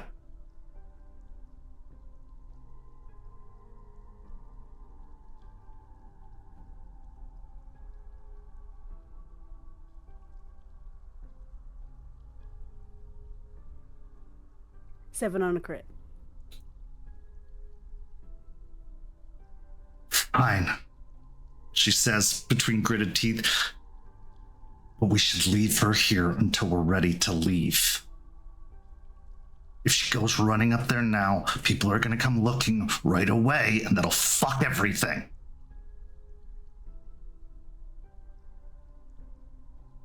Okay, fine.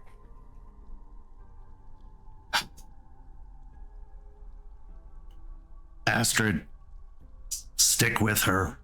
Get her fixed up as best as you can, and if you can do anything about all she fucking heard, that'd be great too. Astrid nods and moves her way into the room, moving over to the girl who is flinching as she grows closer. But eventually, as Astrid starts to sing what sounds like an almost soft lullaby, you see the woman kind of grow limp and slouch down onto the ground, falling asleep as she approaches and starts laying her hands on some of the obvious injuries of the young woman, attempting to heal her. Rothgar just looks annoyed at this whole thing, because this wasn't a leech she got to tear apart. And he goes, well, we can't wait. Let's keep moving. They already know we're here. So at this point, you start moving back out into the hallway. Now you have north and west as your possibilities. I will do either investigation or awareness to try and discern where the leeches might be. Okay. Yeah, roll me either investigation or awareness. I'll leave it up to you. I will do investigation.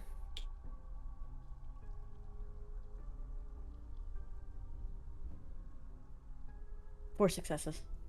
4 successes. Okay. As you're looking down both hallways, they both clearly have seen movement. Now you can see the western hallway, as far as you remember, is where a couple of those guards stepped out from. So it's likely that the west is probably a guard room or barracks or something like that. The north room, however, seems to have the most foot traffic back and forth.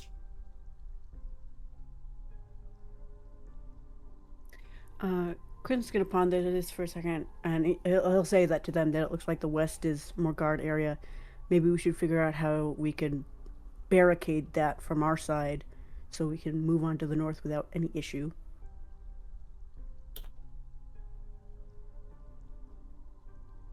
All right, Stud, what do you recommend?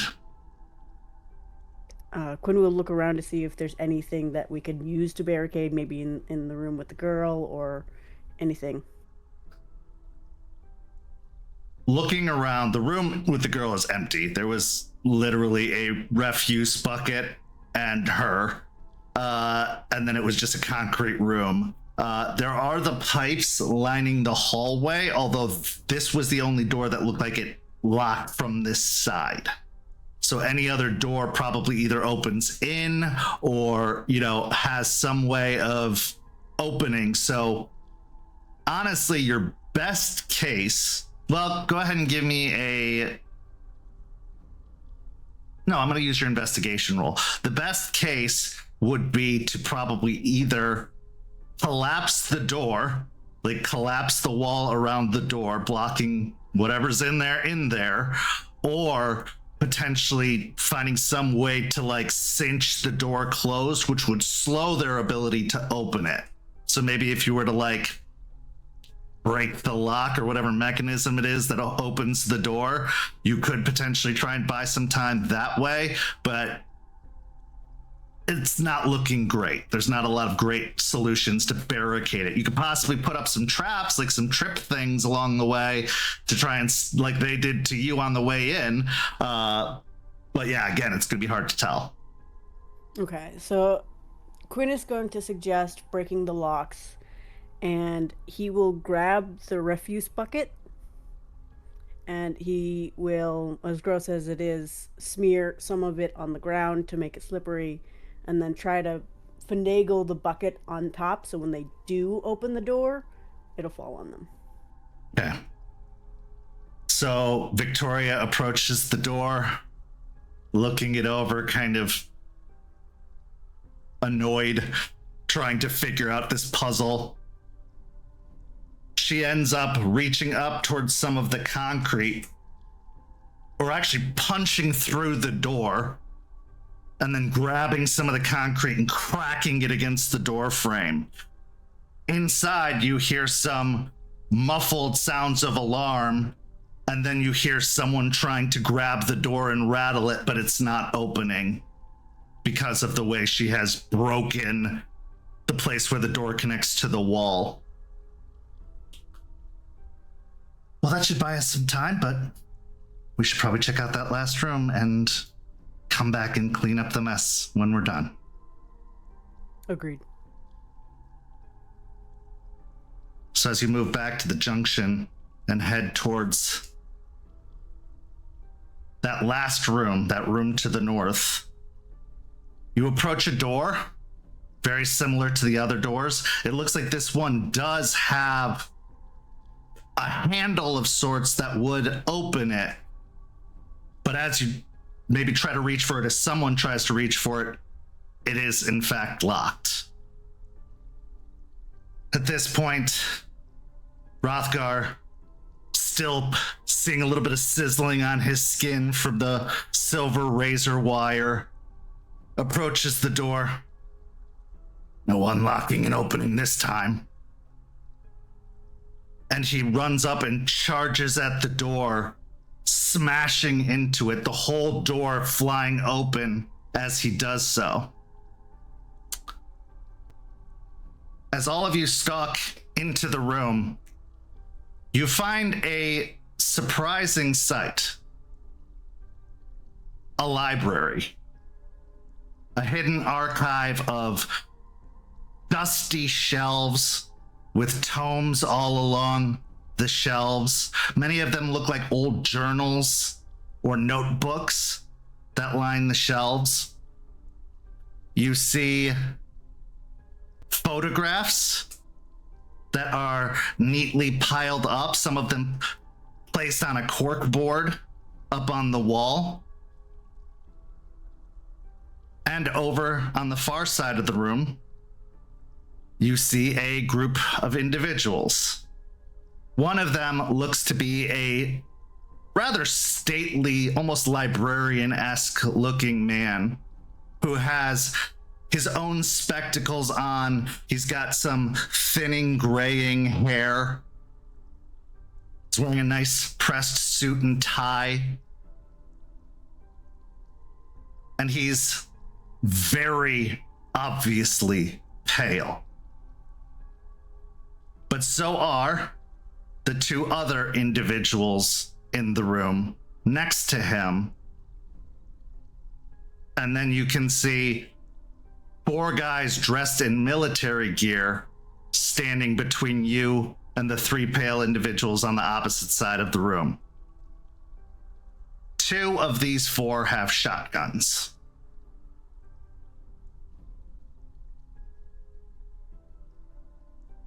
The man in the middle says,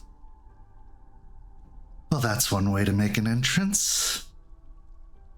I'd love to say I've been expecting you, but I wasn't exactly sure what night you'd come. Fortunately for me, you've picked a perfect night." And this is where we'll go to break.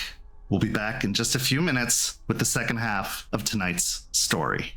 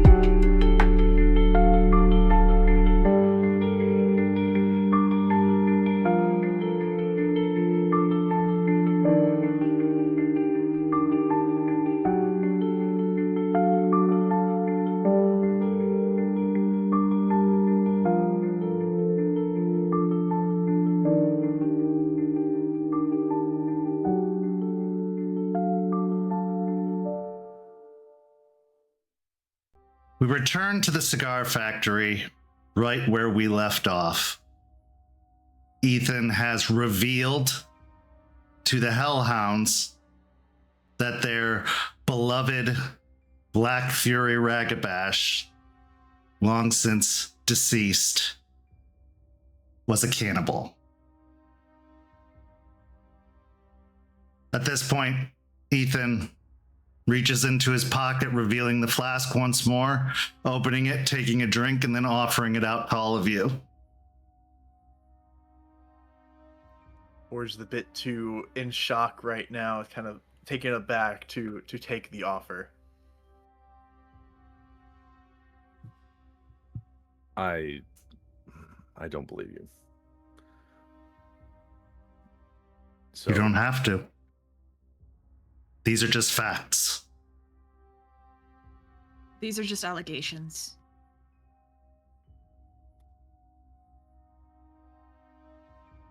Look to the spirits yourself. They will tell you. I'm gonna look Ethan in the eyes and activate Gaia's Candor.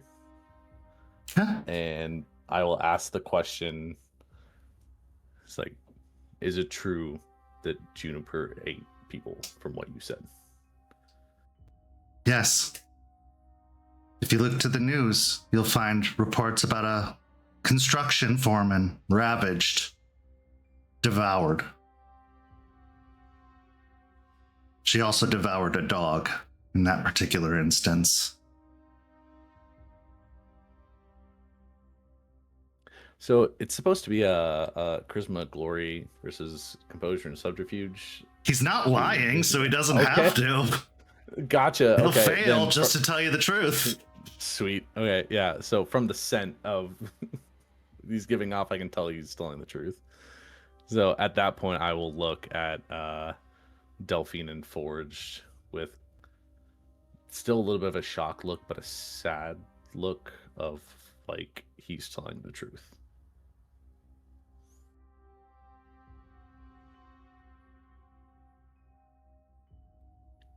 Forge will.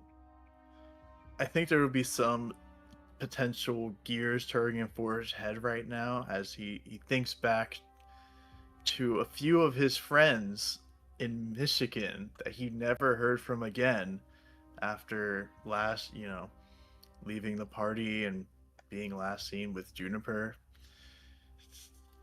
Kind of being around them. Wasn't really paying much attention to that. Thought he just didn't want to talk with him. But hearing that and Ray giving the confirmation of it, I think Forge will make, the thought creeps in his mind. Doesn't want to believe it, but it's there. No, right? Why would she? It's against the stuff, right? I mean, the spirits would have said something. They would have, punished her, right? At that moment, Delphine is thinking back to the first time she took Juniper to confront her parents at the site of her house and listening to all of the things her parents said and the context now.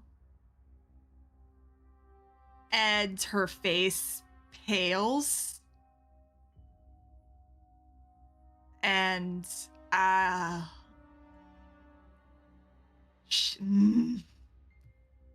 feel she's gonna clench her fists really hard and just look to Forged and Ray and just say, I need a minute. And she's going to step a little further away. She's going to go upstairs. She's going to go up to the second floor. I'm not lying to you because I have no reason to lie to you.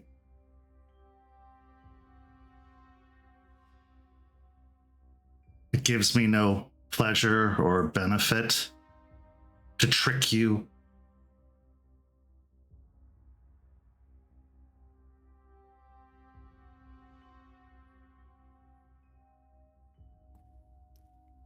Yet you've somehow managed to try and drill us on each of our, I guess, insecurities, each stuff going on with each of us, all of our darker moments. She managed to hit right on the head every time with all of us, huh? Just pure coincidence, right? Why do Don't they find need the to be dark? Why can't you just be who you are? Why do you have to be ashamed or keep it a secret? You are who you are. And you are a warrior for Gaia. But you are being taught how and when to fight the war. You are being asked to hold back when you should pursue. Because that's what you are, all of you. Hunters. One of you once hunted for drugs. One of you once hunted for excuses. One of you hunted for man flesh. And the other of you hunted for a solution. You are hunters. And you have been caged. And I don't mean by your sept, I mean by those that would call themselves warriors for Gaia. Your patrons cage you. The nation cages you. For what?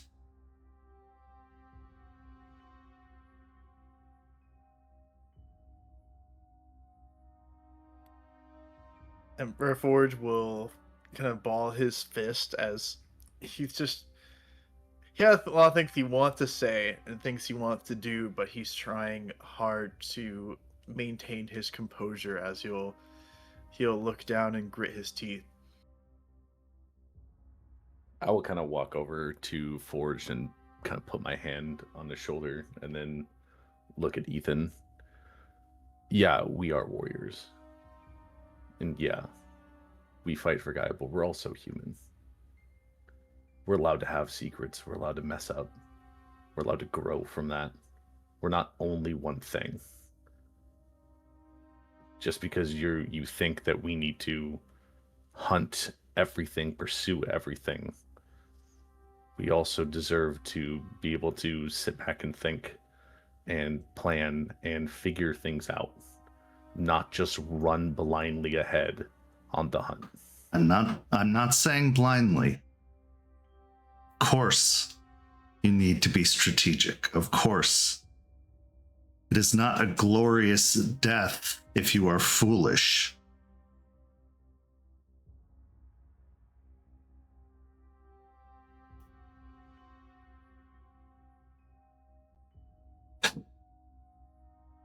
He takes another swig from his flask.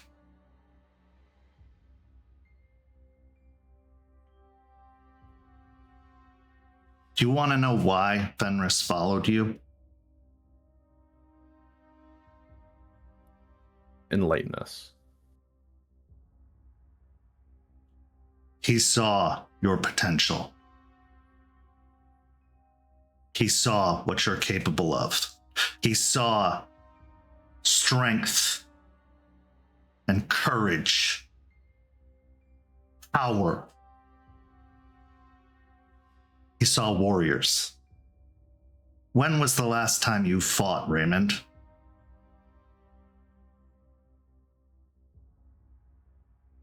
Or you, Forged?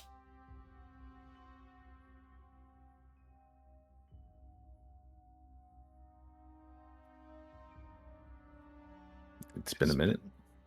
Yes. Why?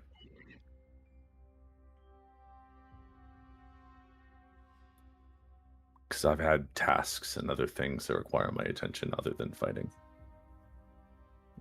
I have training Things? that I have to do. Yes. Are you fighting them?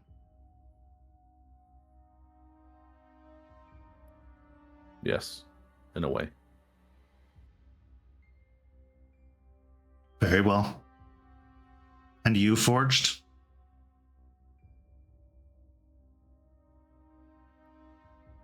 last I fought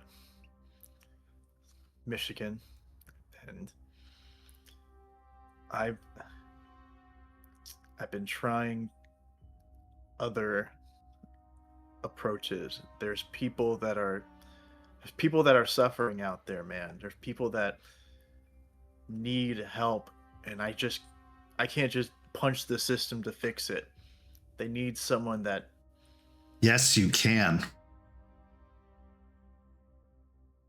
Because the system is also of the worm. Why do you think they're suffering? Is it because the government doesn't have enough money? Is it because corporations need that income? Is it because there aren't any billionaires left?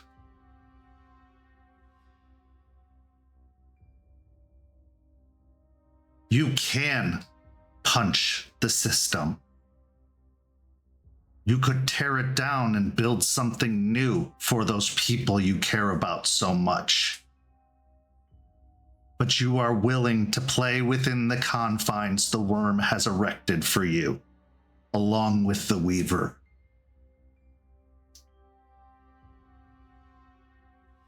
Sure, we could punch the system, but in doing so, it'll make those same people that we're trying to help suffer. You're certain of this? I am. I believe that if we just go and destroy the system right here, right now, tear it to the ground, people will suffer. Needlessly suffer. Innocence would be sacrificed for hopefully that we could build a better system. How many people have suffered because of the death of those CEOs?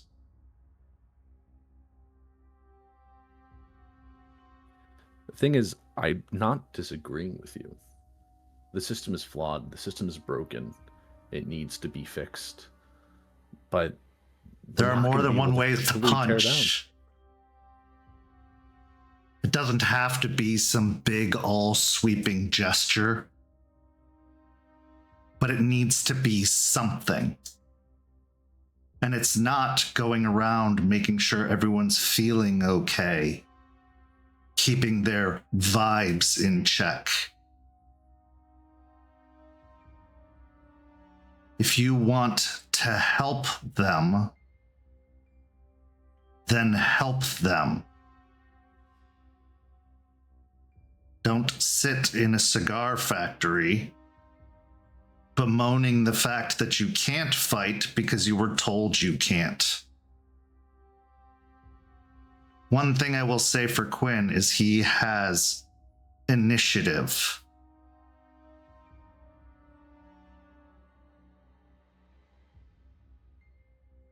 He saw an opportunity and he took it.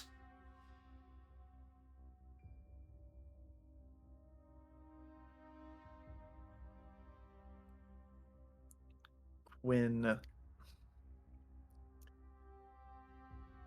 he has initiative. He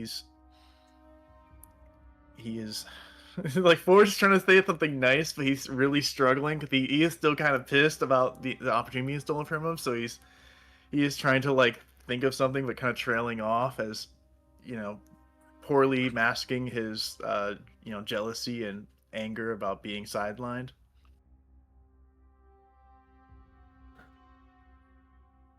Willow is lucky,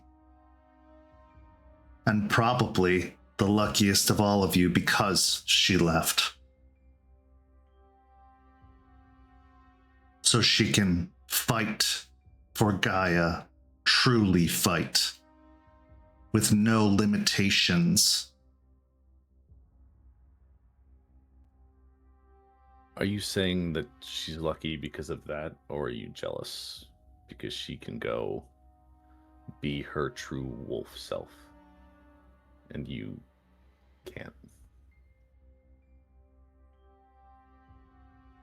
There was a time where I would have been, yes.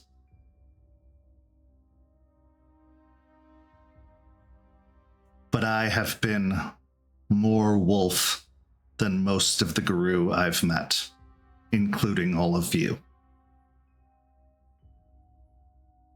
I want to insight that. Go ahead. I'm too mad at insight right now.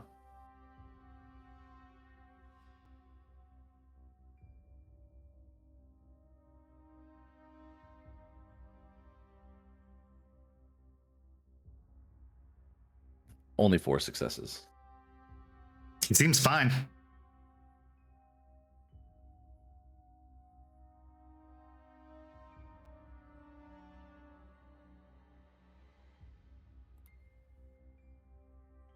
So, what do you suggest then?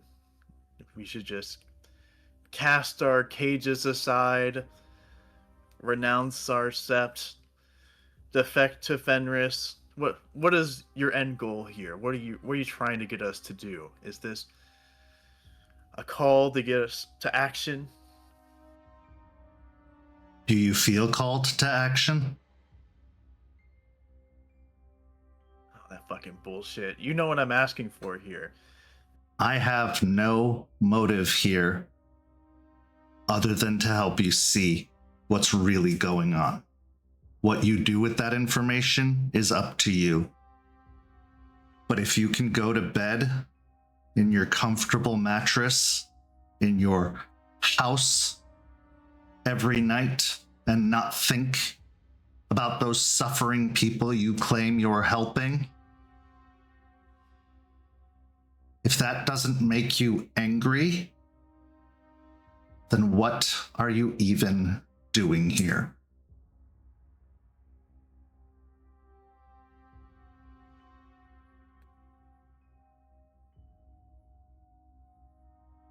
I think there's a very tense silence from Forge as he's just staring down Ethan as just, I think, Ray being able to have a good tell of Forge, being around him a lot. Like, it's very close to, like, I want to throw down with this guy right now. Like, he has pissed me off, and I don't have anything to say, so I want to punch him. Seeing that, still having my hand on Forge's shoulder, I will kind of tighten the grip a little bit to kind of center him, to hold him back in a sense. You wish for me to leave. I will leave. I am only here because you requested someone stay.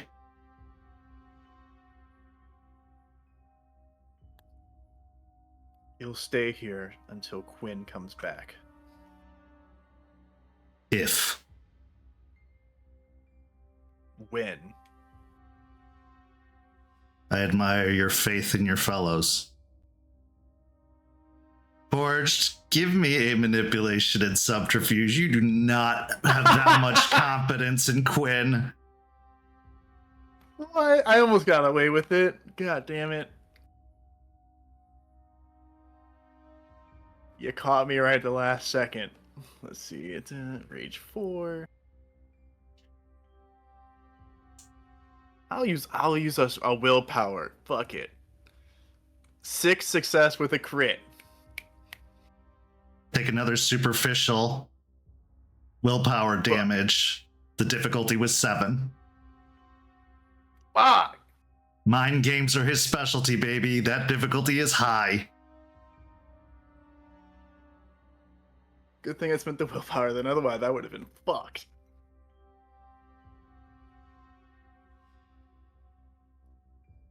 So you're saying that this mission that Quinn and your fellow Colt are on, that you don't think they're going to be coming back?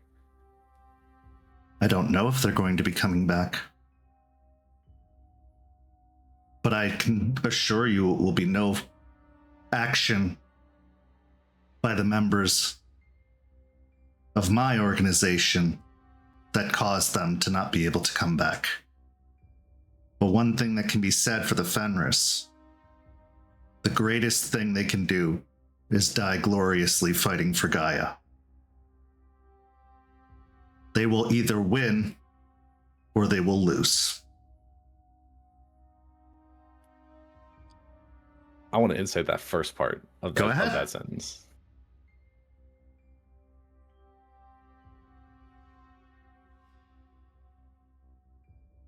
We're just gonna mumble under his breath. A lot easier to say that when you're one sitting back, not going in. What's your excuse? I got 7 with a crit. He is telling the truth. Legitimately. You hit the difficulty, he's telling the truth.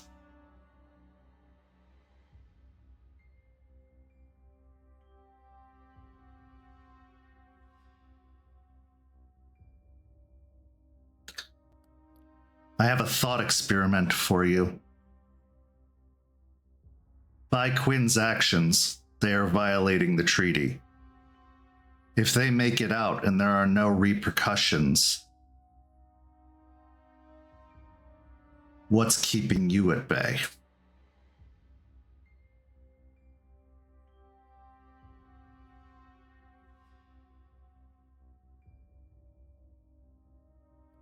Is that what it would take to earn your respect?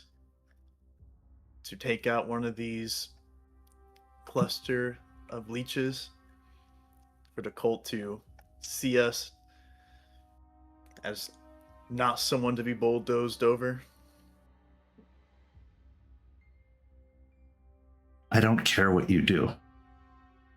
And I mean that genuinely. You can look at me with those focused eyes like you have been this entire time, looking for lies and falsehoods. I genuinely don't care what you do. Mostly because you're doing nothing. Upstairs. Delphine probably would have paced a little bit, just because at some point they would have heard this. Pacing upstairs for a little bit, feeling both anger and grief. At some point, she would have just like gone to the window, like just gripping the windowsill aggressively and let out a howl of both anguish and fury. Just because she feels like it, right? If a part of her feels like she got played a little bit by Juniper, that when they did the whole forgiving thing and getting past it thing, there was still stuff on the table that wasn't said. And how could she have truly forgiven her if she didn't know everything in that moment?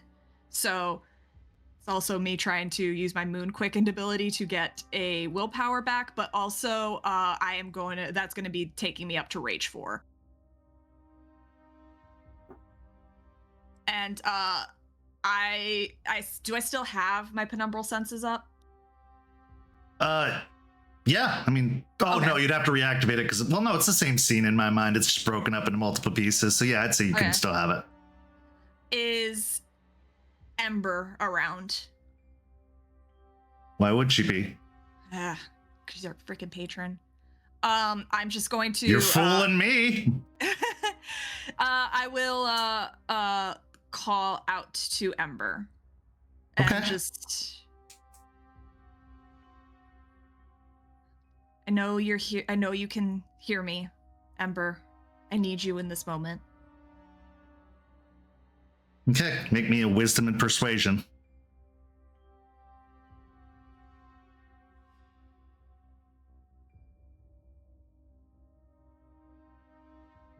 That will be 3 successes.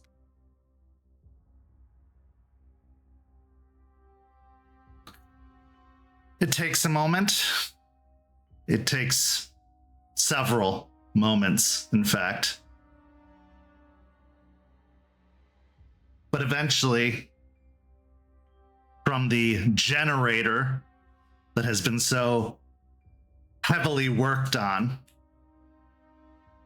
even though it's running now, providing some electricity, a flame emanates from the generator. Nothing damaging, but just obviously a spark that caught. And Ember appears. I'll approach her and just looking at her, fist shaking a little bit, just... Was that the secret? Was that the one that you were indicating towards her? Yes.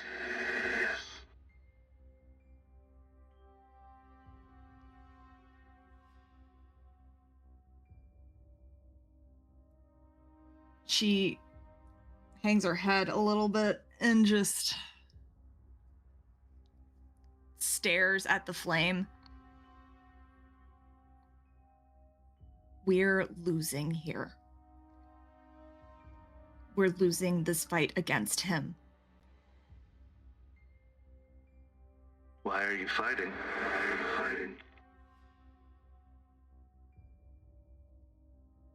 She thinks for a moment. The only answer she can come up with, honestly, is that it's because they were told. That's what they were told, that they were the bad guys. That's all they've ever been told. That by stakes, by the hell. And she stares at Ember for several moments.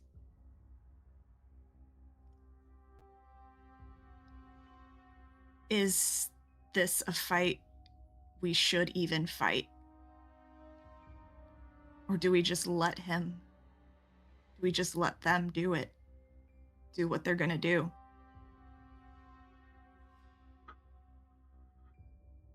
Are you trying to convince him or yourselves of what you believe?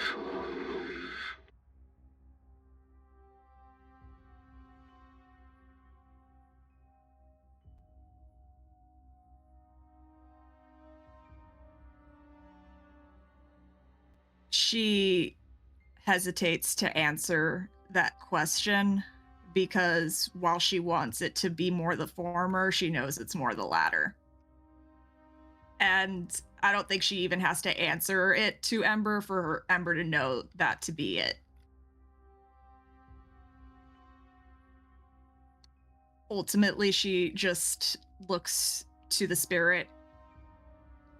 I just want to keep my pack safe. And I just need to know if they're going to keep being a threat.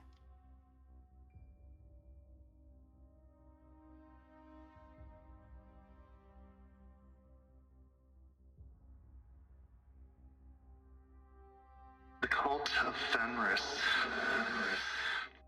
is especially dangerous, not because they are of the worm, not because they aren't warriors for Gaia. They very much are.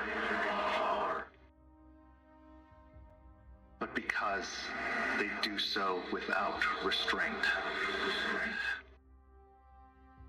They don't let laws or litanies, or even at times morals, stop them.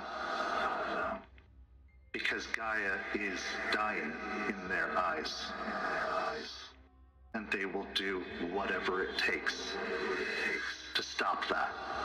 Even turn against their fellow Guru.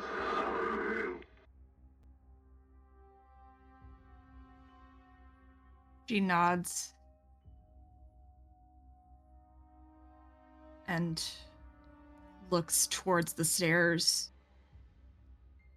Already she feels her own rage just getting to a really heated point, and that's not good. Usually she considers herself the one more in control, and she just feels like this whole situation is just causing that fire to burn too hot here. She'll look to Ember and offer a very deep bow of her head. If I ask of anything, I ask that you at least keep them downstairs safe, Ray and Forged. Don't let their fire burn too hot. Don't let them burn out. I can watch out for them. I can keep my eyes on the horizon. But I can't save them from themselves. They have both proven that time and again.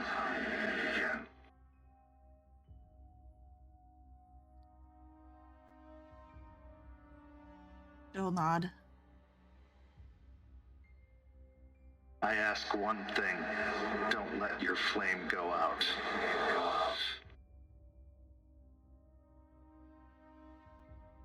Right now it's burning a little too hot.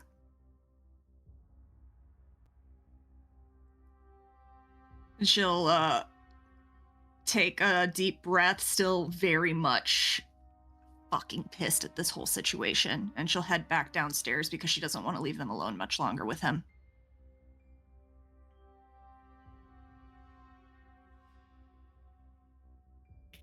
Okay. So as you head back downstairs, the two of you may continue, and Delphine will join shortly.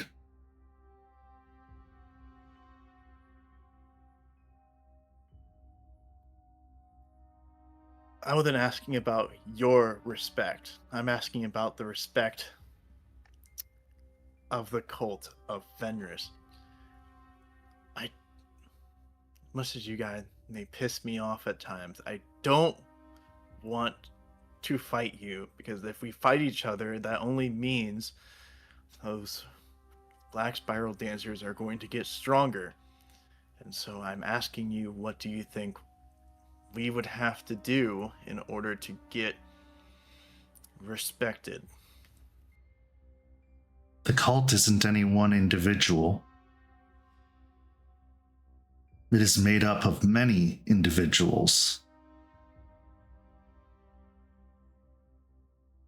You ask what would gain our respect. That depends on each individual.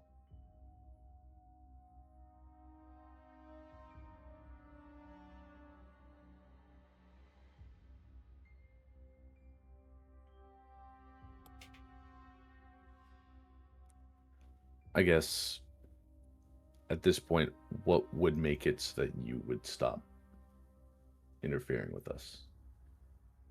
What would we have to do to make it so that way you do your thing, we do our thing, and there's no head-on confrontation between us? Because I think that's all we really care about right now, is not fighting you guys. Stay out of the way. If you won't join us, then get out of the way.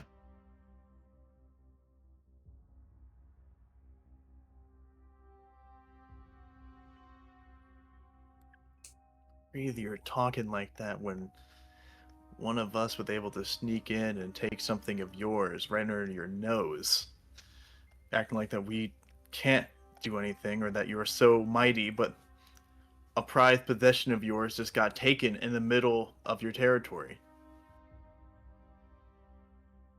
Is that any different than the prized possession of yours that was taken? And I believe it was 2 of them, not 1.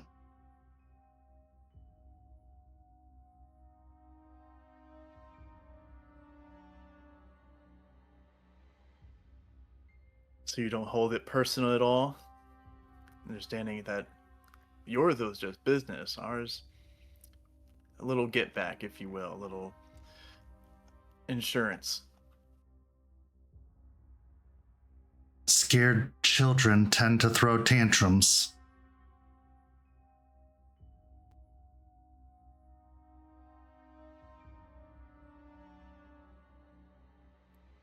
What's so Delphine, important about you can enter at this time.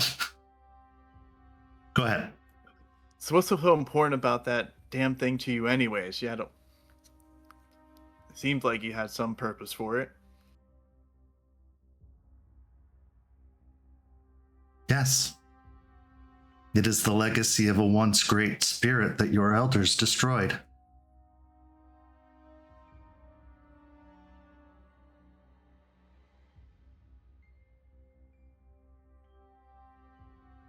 Why does that matter to you then? That enemy of my enemy is my friend, or just you had respect for this spirit? Yes, I did. I didn't know how far the leech's destruction would reach. I had no guarantee that they would be successful in their defense of Tampa and their closing of the wormhole. I assumed that that tree would be burned down. Little did I know it would be by one of ours.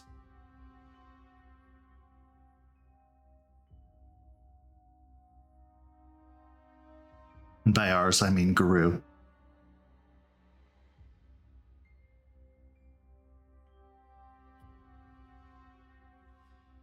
I mean, I guess it just all circles back to, if you didn't know that they were going to be successful, if you didn't know what was going to happen to the tree, why didn't you stay to help protect it? I invested in the future. It was a gamble, a risk, but I am here, and all of them, including the tree, are not.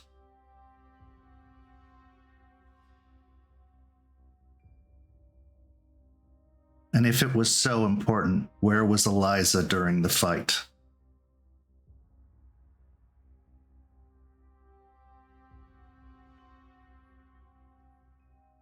I don't know, and I don't care. Maybe you should.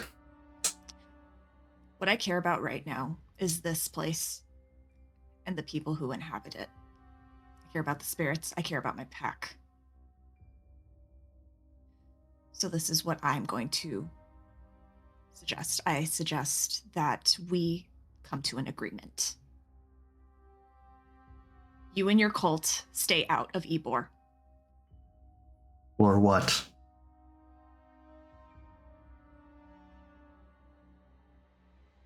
Or we will defend ourselves. We have no quarrel with you, but the worm is ever present here. And since we will you're take doing care- nothing about it, someone should. We will take care of the worm within Ybor.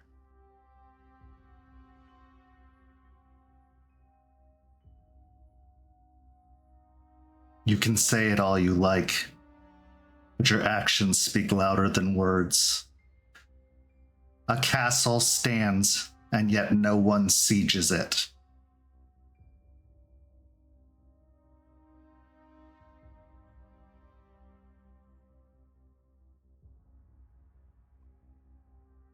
How long have you been here again? Long enough. I mean, you've been here long enough. You know about the castle. Why have you not sieged it?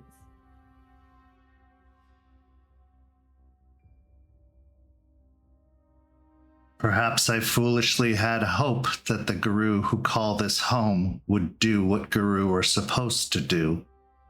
Perhaps it wasn't strategically feasible at the time.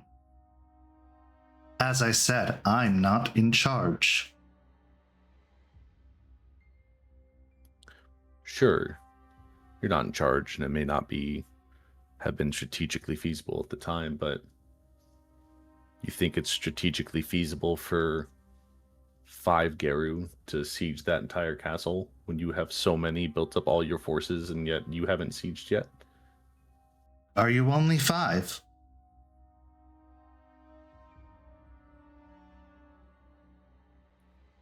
Here in Ybor, with what we're building, yes. Your storyteller will remind you that Stakes, Terrence also make regular appearances at, at the cairn. Well, I was counting Stakes. I forgot about Terrence. So 6, my bad. And also, Izzy's been coming by. You have the whole sept as neighbors. Then you must feel very lonely. Just the 5 of you.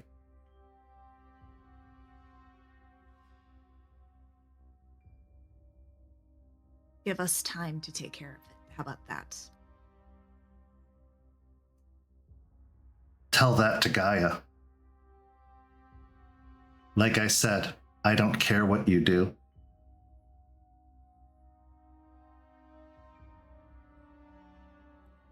Give us 14 years like you did, and we'll see how much progress we made as opposed to you. As opposed to how many years your brother was missing?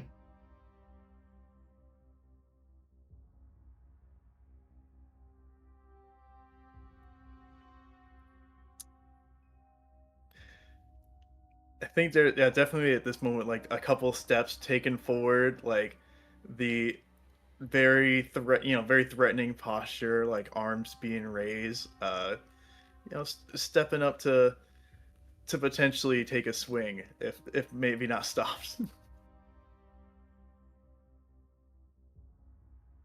I would try to intervene if I saw Forge, starting to go step forward on Ethan. Okay, you can step in the way. It's nothing stopping you from stepping in the way.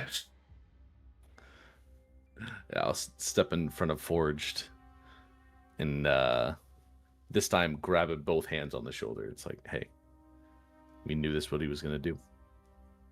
Composure and resolve, Forged, add an extra die because I will say that Raymond is assisting you. We went from a 4 to a 5. We got this.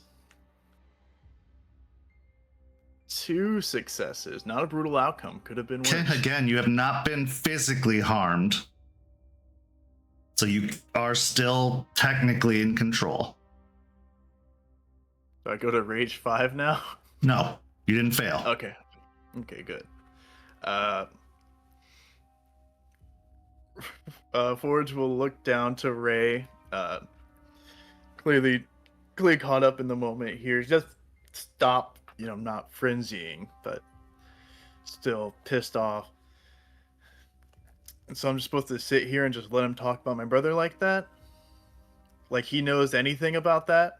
Like he would know about putting himself on the line for other people when all he's done is run? Our patron killed him. Because you couldn't.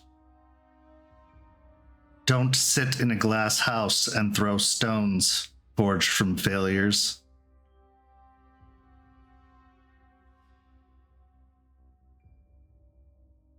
Doesn't Know matter. the pain. You wouldn't know the pain about any of that because you don't know anything about family, anything about connection.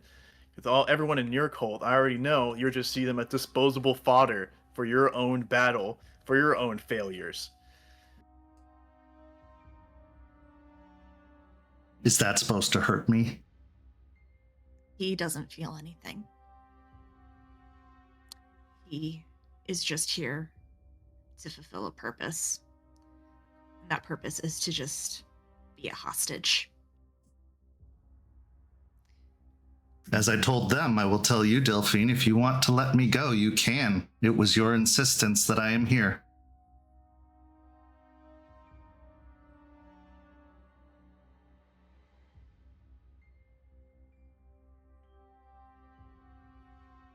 Lara was right about you.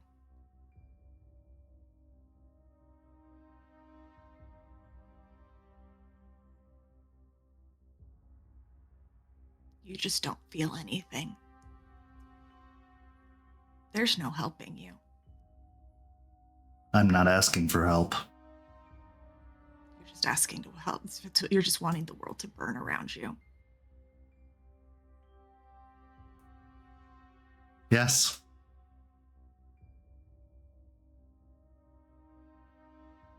Because otherwise, it'll burn anyway.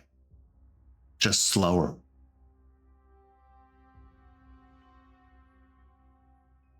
At least this fire has a chance.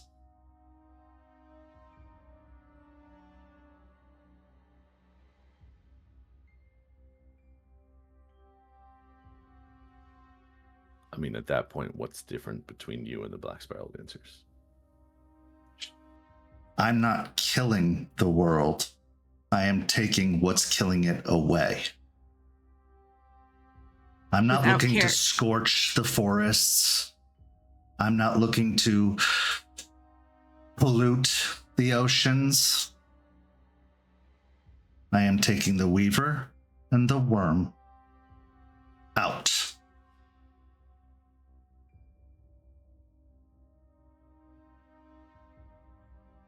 You're doing it without a care of the casualties you'll cause along the way. People are monsters. You are people. You're a human, Ethan. You were born a human and you are a human still. I am Guru, and so are you. And as long as you think you're a human, you will continue to be wrong. No. You are human. You say humans are monsters, you are human. You are acting no different than the people in power and in the government and everywhere else that want to see the world burn. For whatever the fuck they want. For their fight. Do you think the wolves wouldn't like to see the world burn so they could have their land back?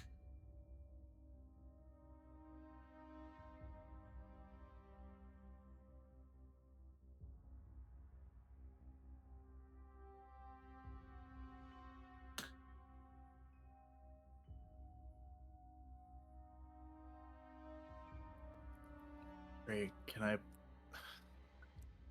Delphine, can I please punch this guy? Come on. No. It's...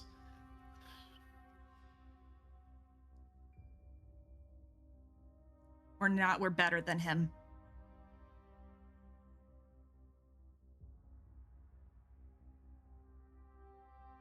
That's what he wants anyway. Do you think it'll make you feel better?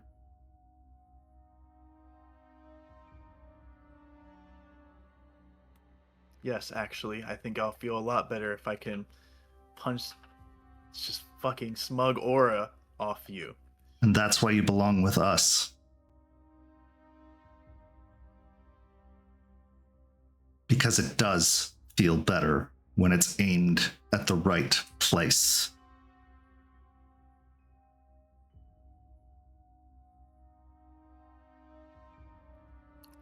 Forge will just ball his fist because, fuck, he got me. God damn it. As he'll just, with Ray still, I mentioned, in front of him and kind of holding him back, he's just not a very hard shove, but it's like a push back to like get, just wanting to get away from Ray, as he's gonna storm off away, more towards the basement to try and cool off at least the smallest amount. He has no retort to that. Is it your turn next? He says, looking at Raymond.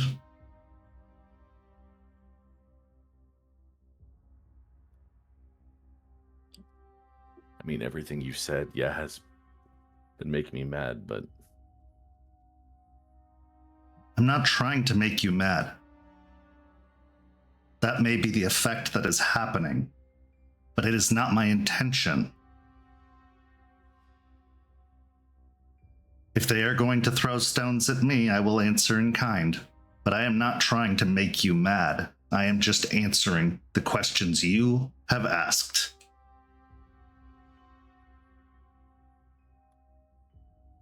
Fine. What's your next step? What's your plan? Other than destroy all leeches, destroy the worm in the area. What is your actual plan? Life finds a way. But if we give it an opportunity, we can encourage it. When the grasslands in other countries burn, grass still grows. I want to give Gaia space to grow and heal and not be drilled into or poisoned or torn open and erected upon.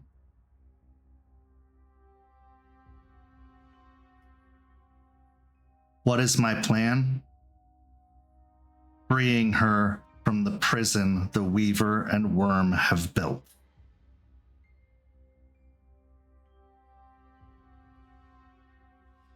I'll cross my arms and like nod along as he's talking. It's a very admirable plan, but that's your main goal. I'm asking you what your plan is here. We still haven't agreed upon whether you're going to stay out of the way or not.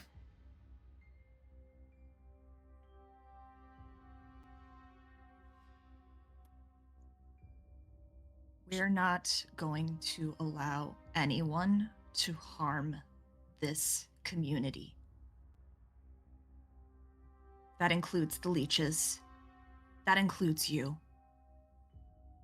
They already are harming this community right in front of your face. But as long as the vibes are good, right?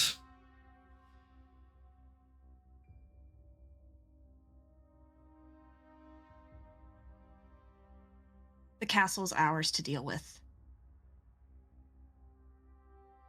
Well, by all means, take your time. I'm sure the people that are abducted there weekly can wait.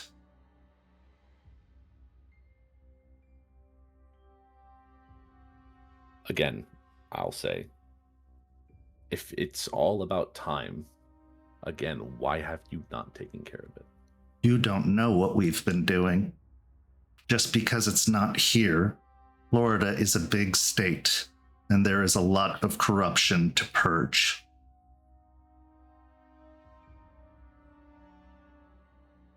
The nation abandoned this place even before you were born. And while you're focused on one small corner, the rest is still rotting. So you're right, we haven't moved on the castle yet. There is interference preventing us. But we are moving, make no mistake about that.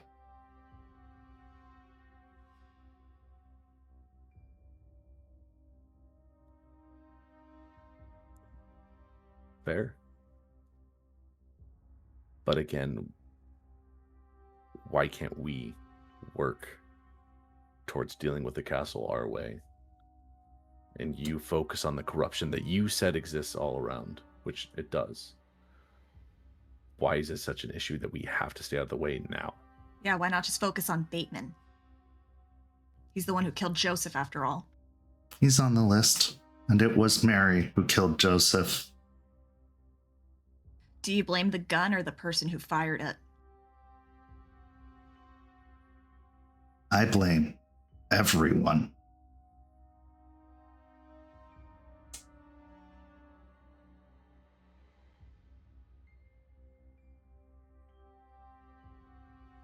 If you want to say things that are factual, state the fact, not what it implies.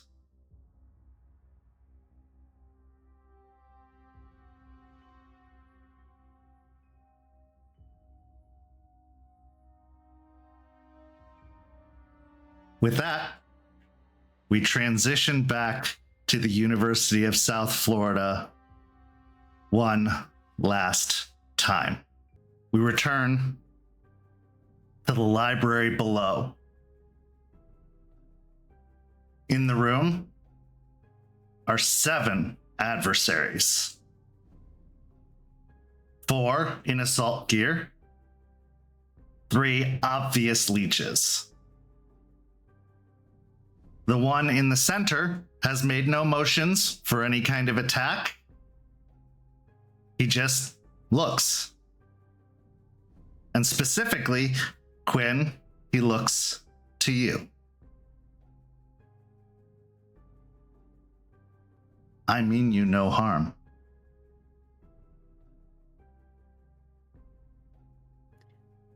Quinn is going to look around to see if there's any cameras in the area, kind of avoiding him.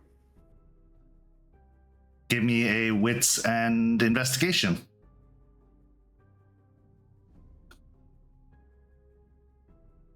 Victoria next to you says, Yeah. Typical leech bullshit. Oh, we don't mean you harm. Blah, blah, blah, blah, blah. Doesn't fucking matter, buddy. 3 successes? Yep. You do see cameras in the room, yes. I would like to activate gremlins again. Okay. There are a few cameras, so you might have to do it multiple times if you wanted to try and get them all. Okay. Okay. Yeah, then go ahead and roll it. 3 successes for the first one. Okay, yep, it goes down. How many do you want me to roll? I would say 4, but you have to do a rage check with each one. Yep. Oh, I might lose the wolf if I do it again. I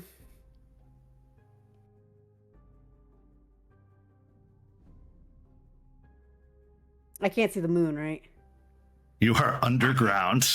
God damn. Okay. Sorry, I'm just trying to think of this. I'm just gonna have to deal with it. Okay. Quinn is going to just put a hand in his pocket and fiddle with a lighter in his pocket.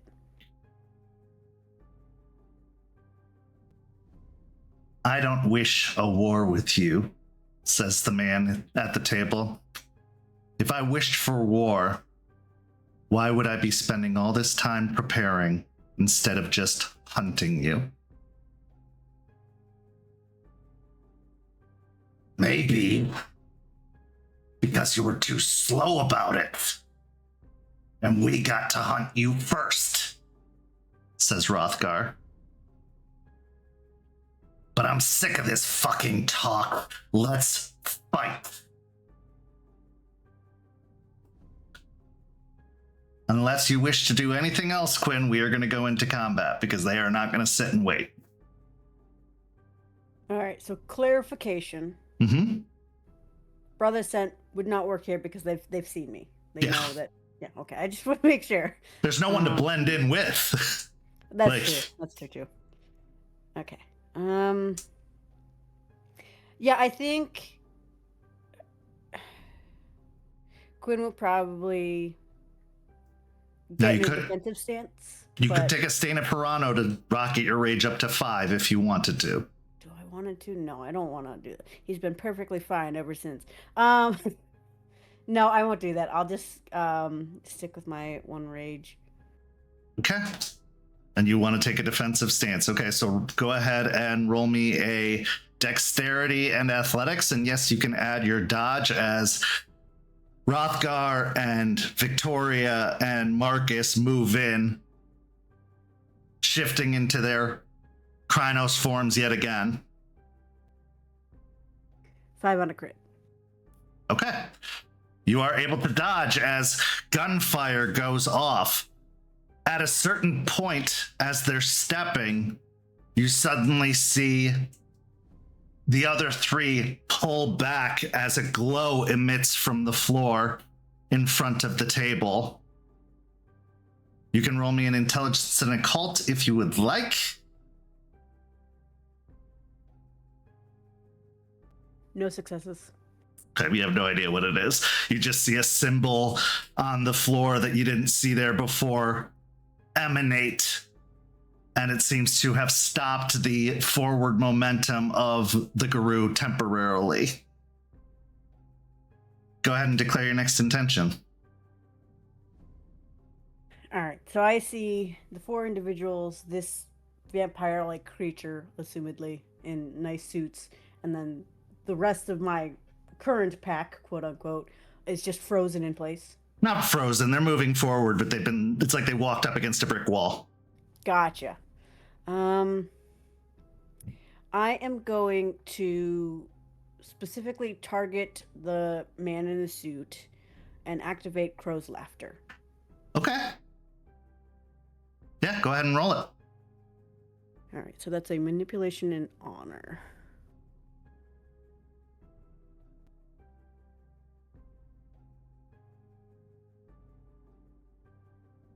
Four successes. Okay. As what is your physical action you'd like to take? because that is going to come into play. Activating gifts you can do on top of an attack or defense or something like that. I am going to maneuver myself where I'm away from the rest of the group of Garu, so he has to look away from them, but still like away from the glowing orb. Okay. So give me a dexterity and athletics plus dodge. And it's not an orb, it's actually a ward on the floor. Yeah.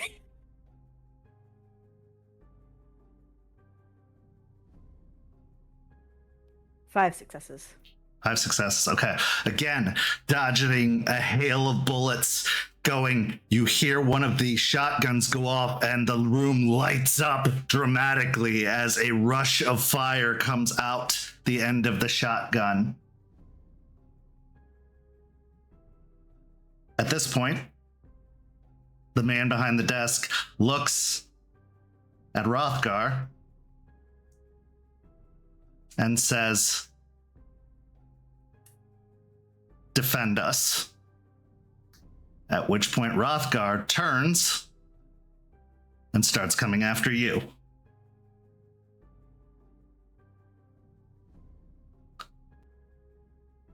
Okay, next round. Declare your intention.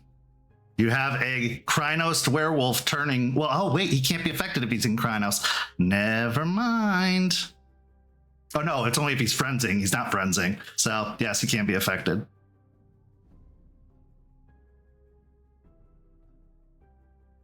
Okay.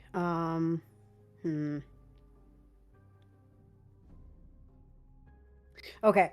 I am going. I'm just gonna have to dodge some fucking blows, I think. Okay, give me a dexterity and athletics plus dodge. 2 successes. Okay. At this time, you are backhanded hard and you are sent flying against one of the walls. Go ahead and take 3 superficial damage already halved, but bonus, you can gain a rage since it's the first time you're taking damage this scene. Meanwhile, Victoria and Marcus take another stab at trying to lurch forward, and they actually do break through the ward and start attacking the 4 militarized individuals by the table. Rothgar, however, is still coming after you. What would you like to do?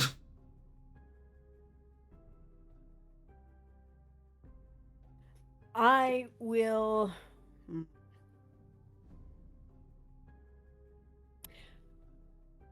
I'm gonna try and Krynos. Okay, roll me the 2 rage checks. Pass fail, I'm down to 1.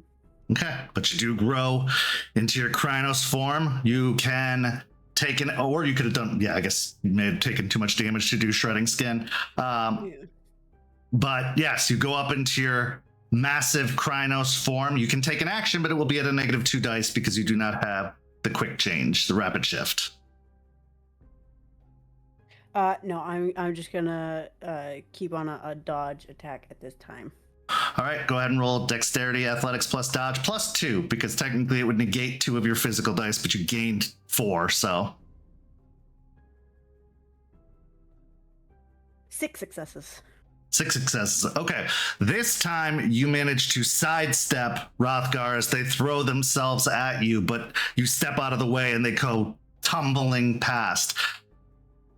Another important reminder, if you are not doing damage, you are spending willpower to stay in Krynos, so you will have to spend a willpower next round, and we are not doing 3 and out in this case because this is the boss fight. So I have willful Krynos, so I don't spend my first one. Fantastic, so you get to take a skip this time. You hear the roar of gunfire, the room lighting up, but from your vantage point behind some stacks, you aren't able to see exactly what's going on the other side. Rothgar quickly rolls back to his feet and lurches towards you once more.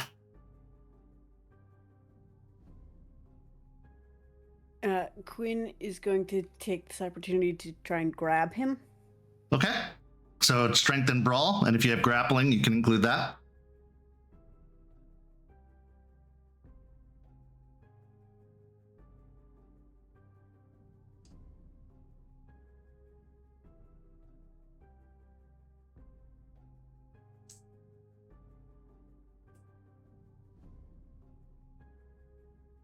All right, 7 successes on a crit. Okay. You do manage to grab hold of him. Are you throwing him? Are you just clawing into him? What are you doing? I am going to grab him and toss him at, I want to get that fucking suit man. So I'm going to toss him at the suit. Okay. Go ahead and give me a strength and athletics to try and actually throw him. You're going to throw him. It just depends on if you can throw him far enough to actually hit the guy in the suit behind the table.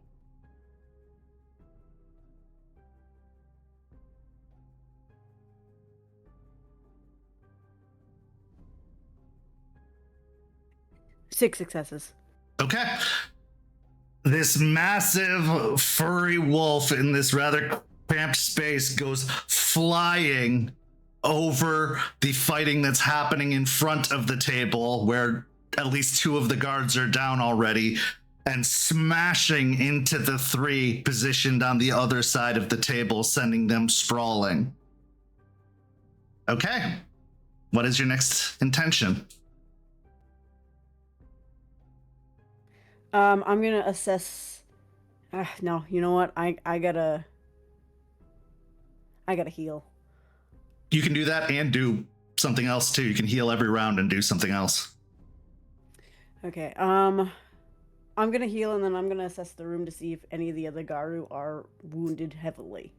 Okay, so give me a rage check if you're doing superficial. 2 rage checks if you're doing aggravated. You have done damage this turn, so you do not need to spend any willpower. Roll me a wits and awareness. Okay, passed on both rage checks for healing, so I did 2, so the aggravated Okay. box. So yeah, wits and awareness now.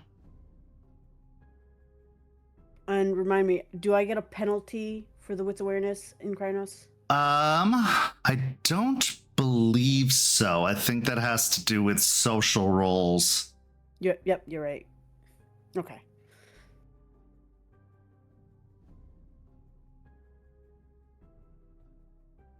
Three successes. 3 successes. Okay. You can see that Marcus is actively burning right now, but he is still fighting as he does so.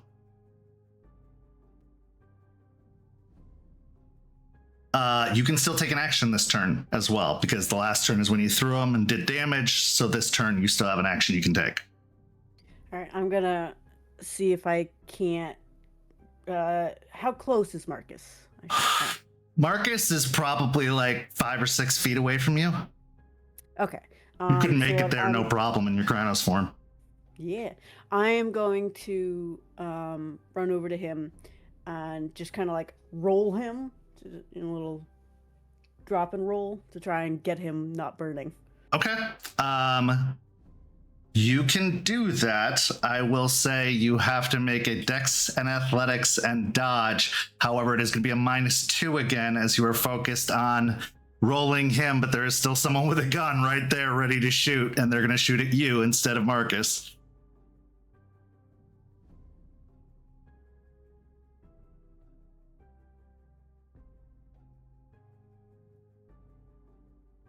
Five successes. Okay. 5 successes. You managed to just barely dodge. Like you can feel the bullets going through your fur. That's how close they are. But you do drop Marcus to the ground and start rolling him. This will put out the fire. However, you will have to spend a willpower since it's not technically doing damage. You are trying to stop damage. So, okay, so as you pull Marcus down to the ground, the hail of gunfire coming overhead, you can see that Victoria has now turned against the last gunman in front of the table. Meanwhile, Rothgar is getting back to his feet on top of the kindred, the vampires that he seems to have toppled over, you see one of the kindred is now crawling away into another corner of the room. What would you like to do? Marcus is unfired, right? He's fine. He is not on fire anymore. He is burnt badly, but he is not actively on fire. Okay, Quinn's gonna rush over to the attempting to escape leech. Okay. Then go ahead and roll me a strength and brawl.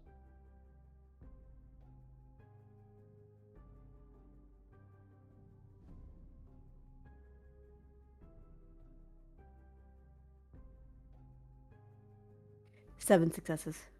Okay, so as you rush up to this leech who is trying so desperately to escape, you leap onto their back and just twist their head off with one single swift motion, causing them to immediately start withering beneath you as you just yank the head off of their body, leaving them dead.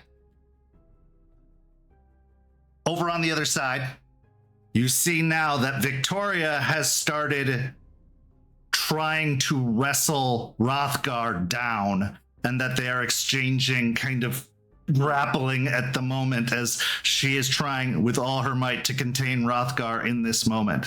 There is now just the two vampires left.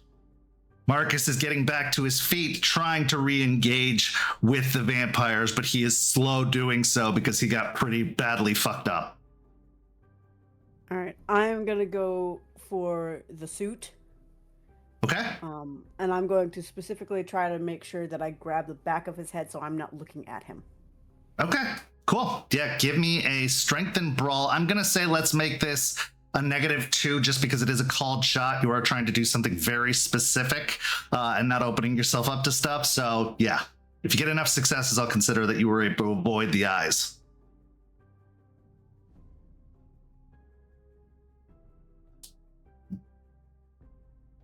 Five successes.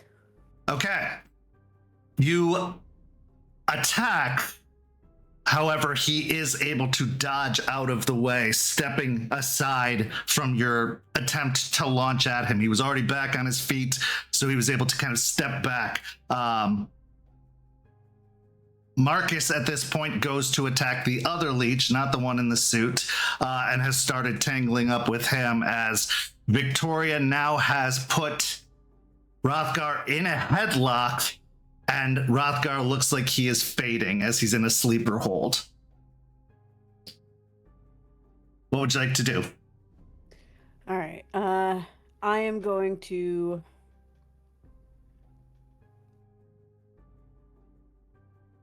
Sorry, I'm just looking at my sheet to see if there's any special stuff I can do. Yeah, nope. I am just going to attempt to grab onto this leech again, attempting to not look at him. Okay. Go ahead and give me that strength and brawl -2. Nope, 5 successes. Jesus, 5 successes. 5 successes still isn't enough as you try to back off. At this point, though, the man in the suit has pulled out a gun and fires on you. And as it hits, take 1 aggravated damage as a silver bullet enters into your body.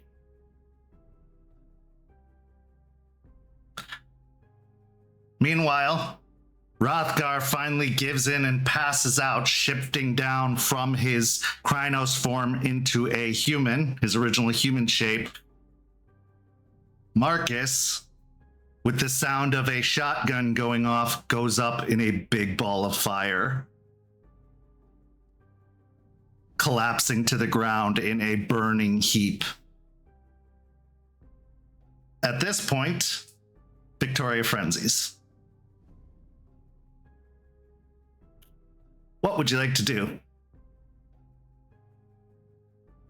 I would like to attempt to get this bullet out of me. Okay, yeah, then you can go ahead and make the two. Well, actually, let me see. Hang on. Okay, I rolled a d10. High would mean that it went straight through. It did go straight through.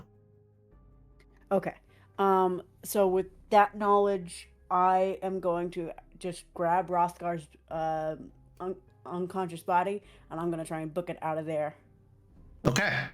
Give me a strength and athletics. You are very strong. How many total dice would you have if you're in your Krynos form? 7. Okay. All right. I will let you just take half, and that's enough to pull him out of the room, as he is just in his normal human shape. He is not a big Krynos heavy werewolf right now. So you just grab him and start hustling out of the room. Go ahead and take 1 superficial willpower damage, as that would be your turn, and you did not do any damage. The room beyond breaks out into outright chaos as the raging Victoria, you can hear the smashing of wooden shelves, you can hear growling and tearing and rending. And this goes on for probably a good 30 or 40 seconds before the noise just stops. Several long moments pass as you peek your head into the room. You see the unconscious Hamid Victoria on the ground, and absolute devastation everywhere else. Blood staining the walls, limbs withering away in different corners, the still burning pile that is Marcus. There are a lot of books here still, most of them now on the ground, the ones that survived. What would you like to do? Okay, so I would drag Rothgar out so he's safe and out of the room, correct? Yes. I am going to take the lighter in my pocket and start burning some books. Okay. Roll me a wits and investigation while you're at it. Sure.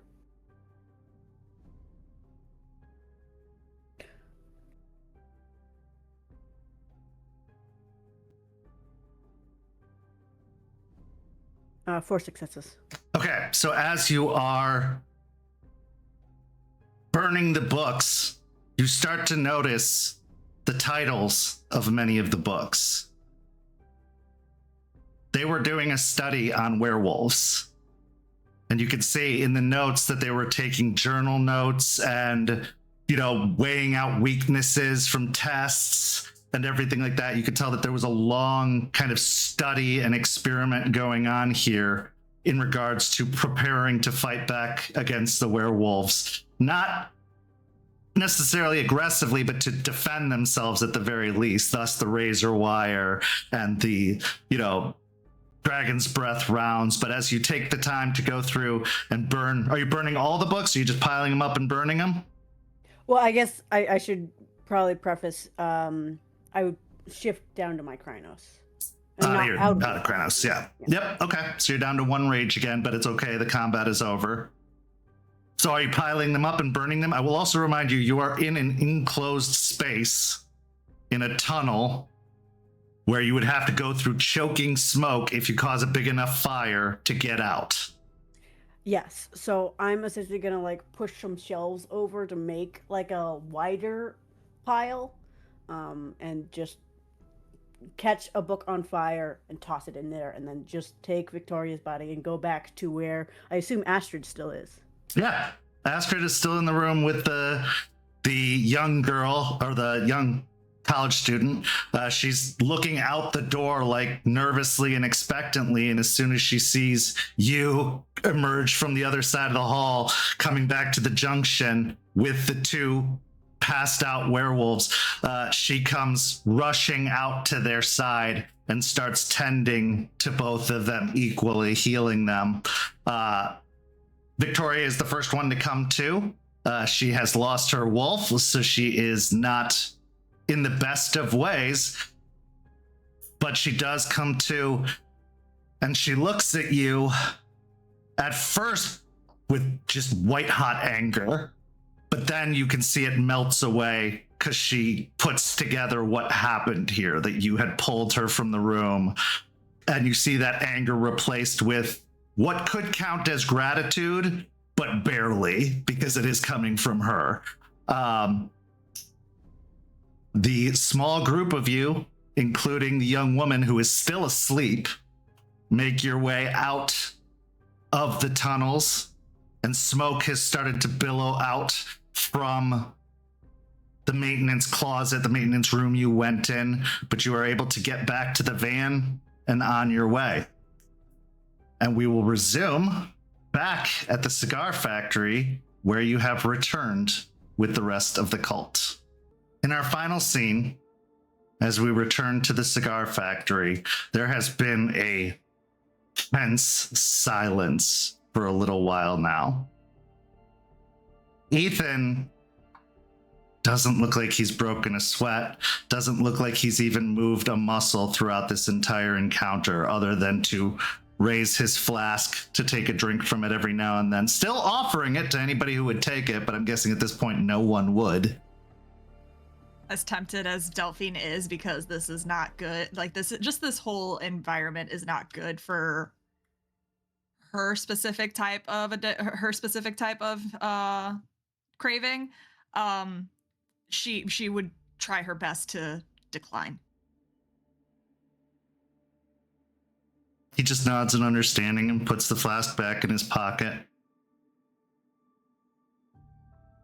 This is your final opportunity to ask any questions of Ethan, because as soon as the others arrive, he is leaving, and the encounter will be over. So I'm letting you, the players, know if there's anything else you want to say to Ethan, ask of Ethan. This is your chance.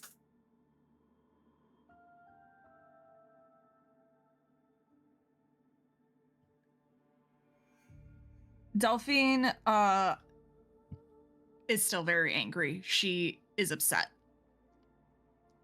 But she will look to Ethan and just state,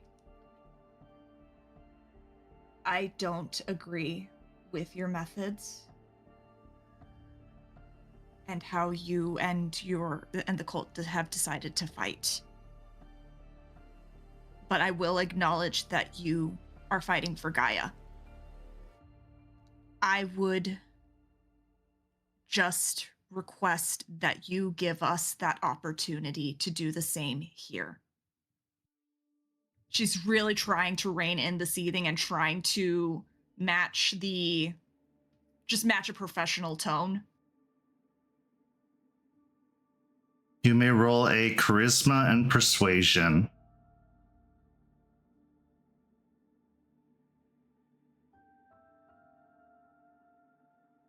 This is all rage dice.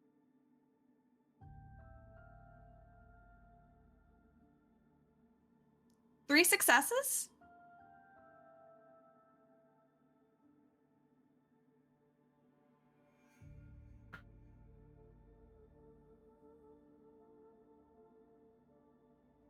You have every right not to agree with our methods. But do you agree with theirs? I will give you 60 days to take care of the castle. And if you haven't, we will. And everything in the path between it.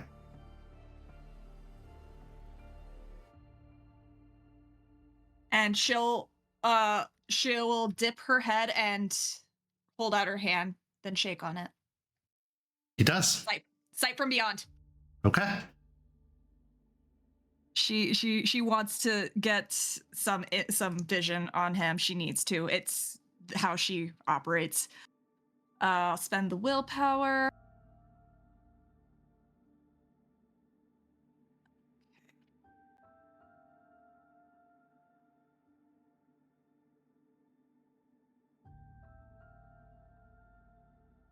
Four successes. As you take his hand, looking into his eyes,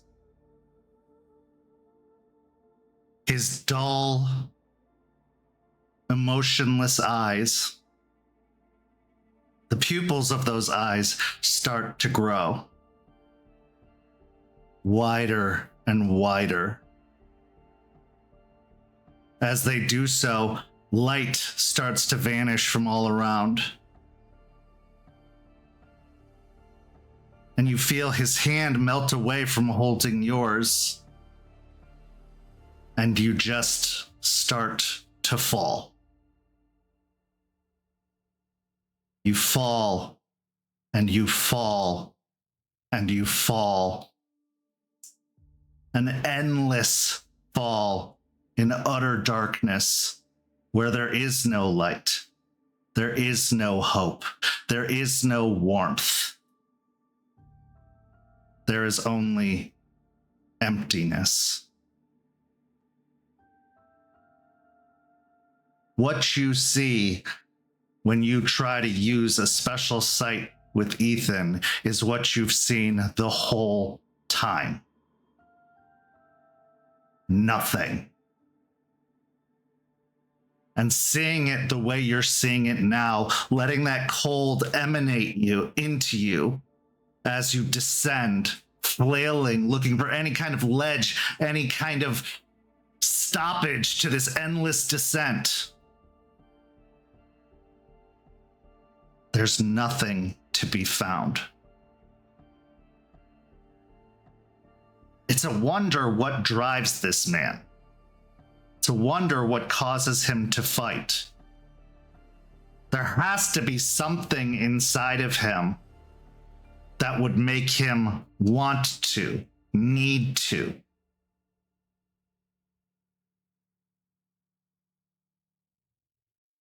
And as you hit the ground hard,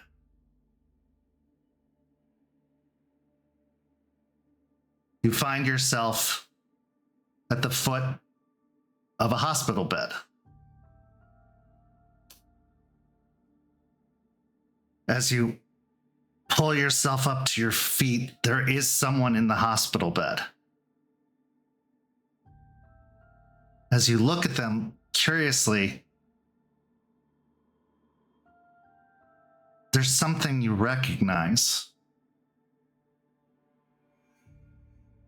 And it comes into stark clarity as the individual sits up suddenly in the bed. As they come out of a coma, the man once known as Greer is now the Herald of Fenris,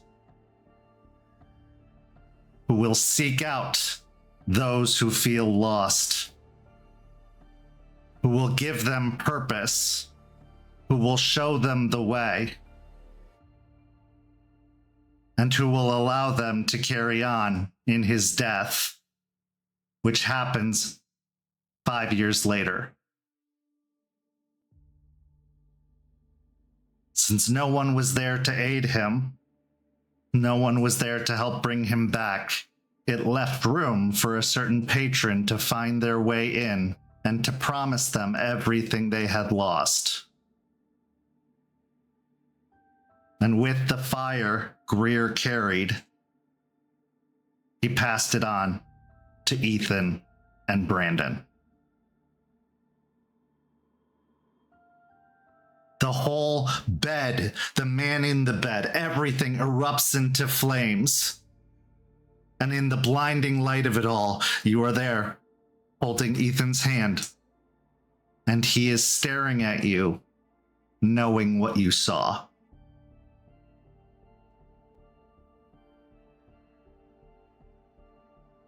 She'll just stare right back at him.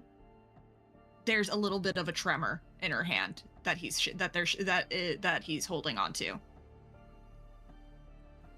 But she will finish the handshake and release it.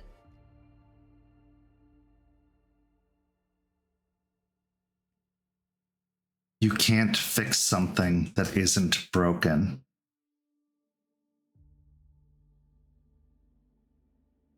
I needed to be sure.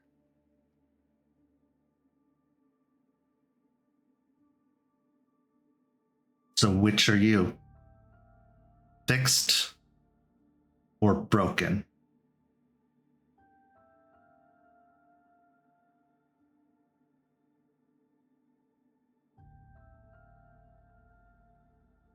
She doesn't answer.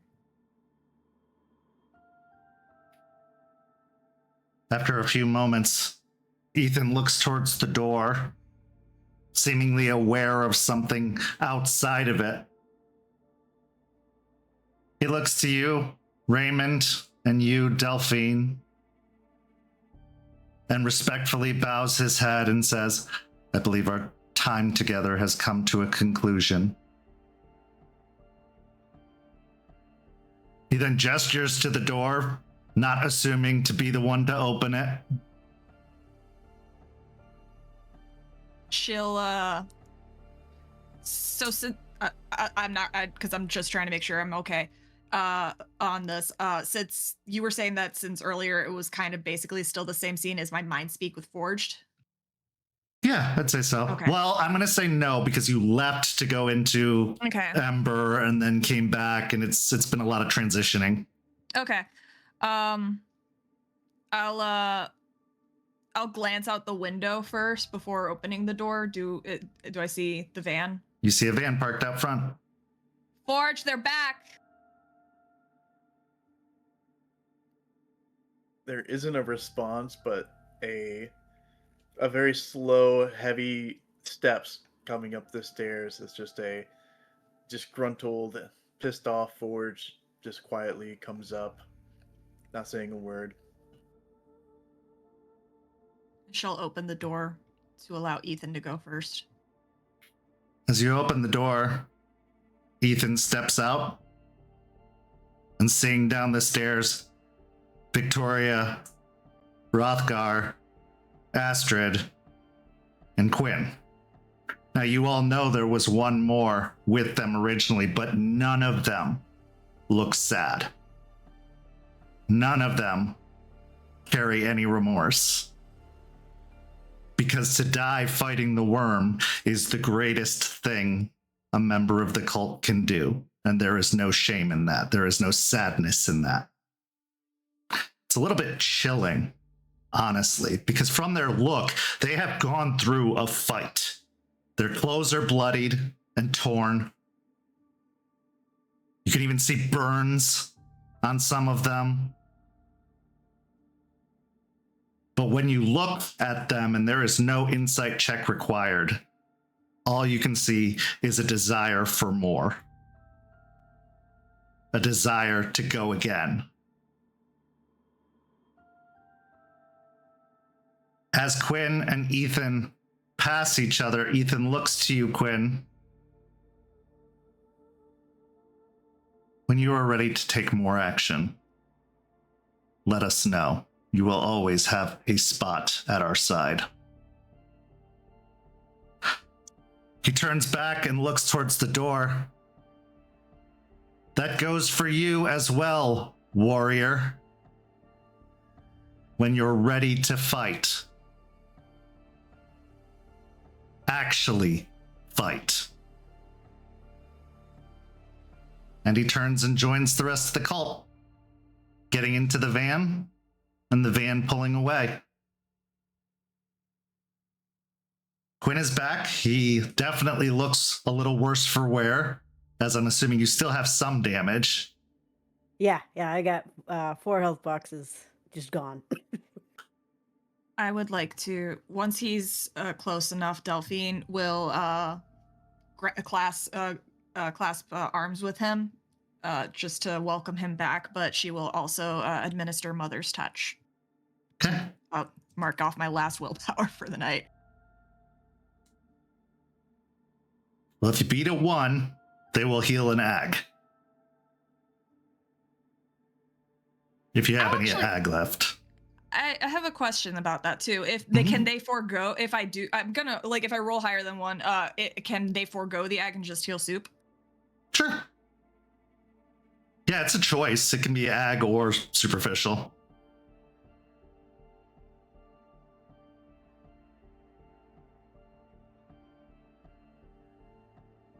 Two successes. You can heal 1 superficial or 1 ag. The choice is yours. I had a feeling, yeah. The pack is reunited. After a rather harrowing event, Because combat doesn't always take place on the battlefield. It can take place in the boardroom. It can take place in your very home.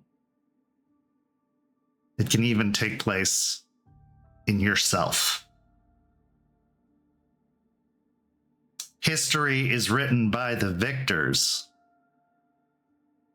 Who was victorious? Was anyone? This is where our story comes to a close this evening, but not without one last scene. Our final scene takes place at a camp in the middle of the woods.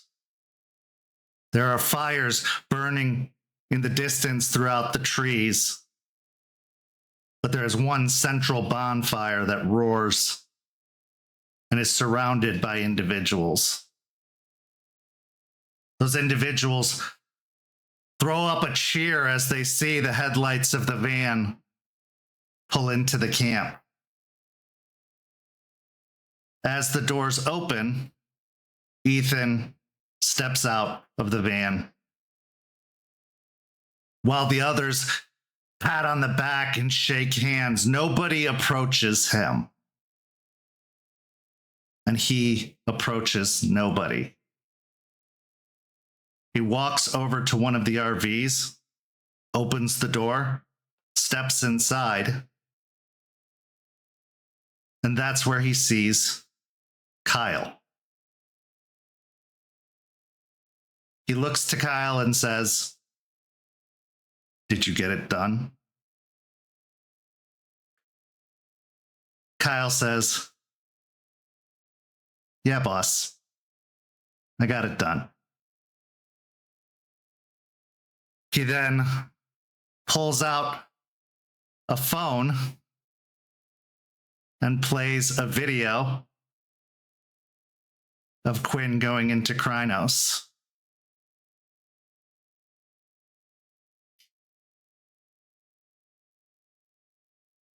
Ethan says, "Hold on to that for now. It may still be useful." This is where our story comes to a close. Thank you so much to these amazing players. Thank you to everybody watching at home. Go follow St. Pete by Night on all of the social media. Come join our community by following the Discord link and support us by signing up for the Ko-fi, where for as low as $5 a month, you can get access to all kinds of behind the scenes features, including the Rosebud Thorns for this very session. Coming up, we have an episode of Red Tide Rising on Sunday, and we've got a new episode of Rage Across Tampa on Tuesday, and we'll be back next week with another episode of Hounds. So come join us for all that. For these amazing players, I'm Kent. Thank you so much for watching, and we'll see you next time.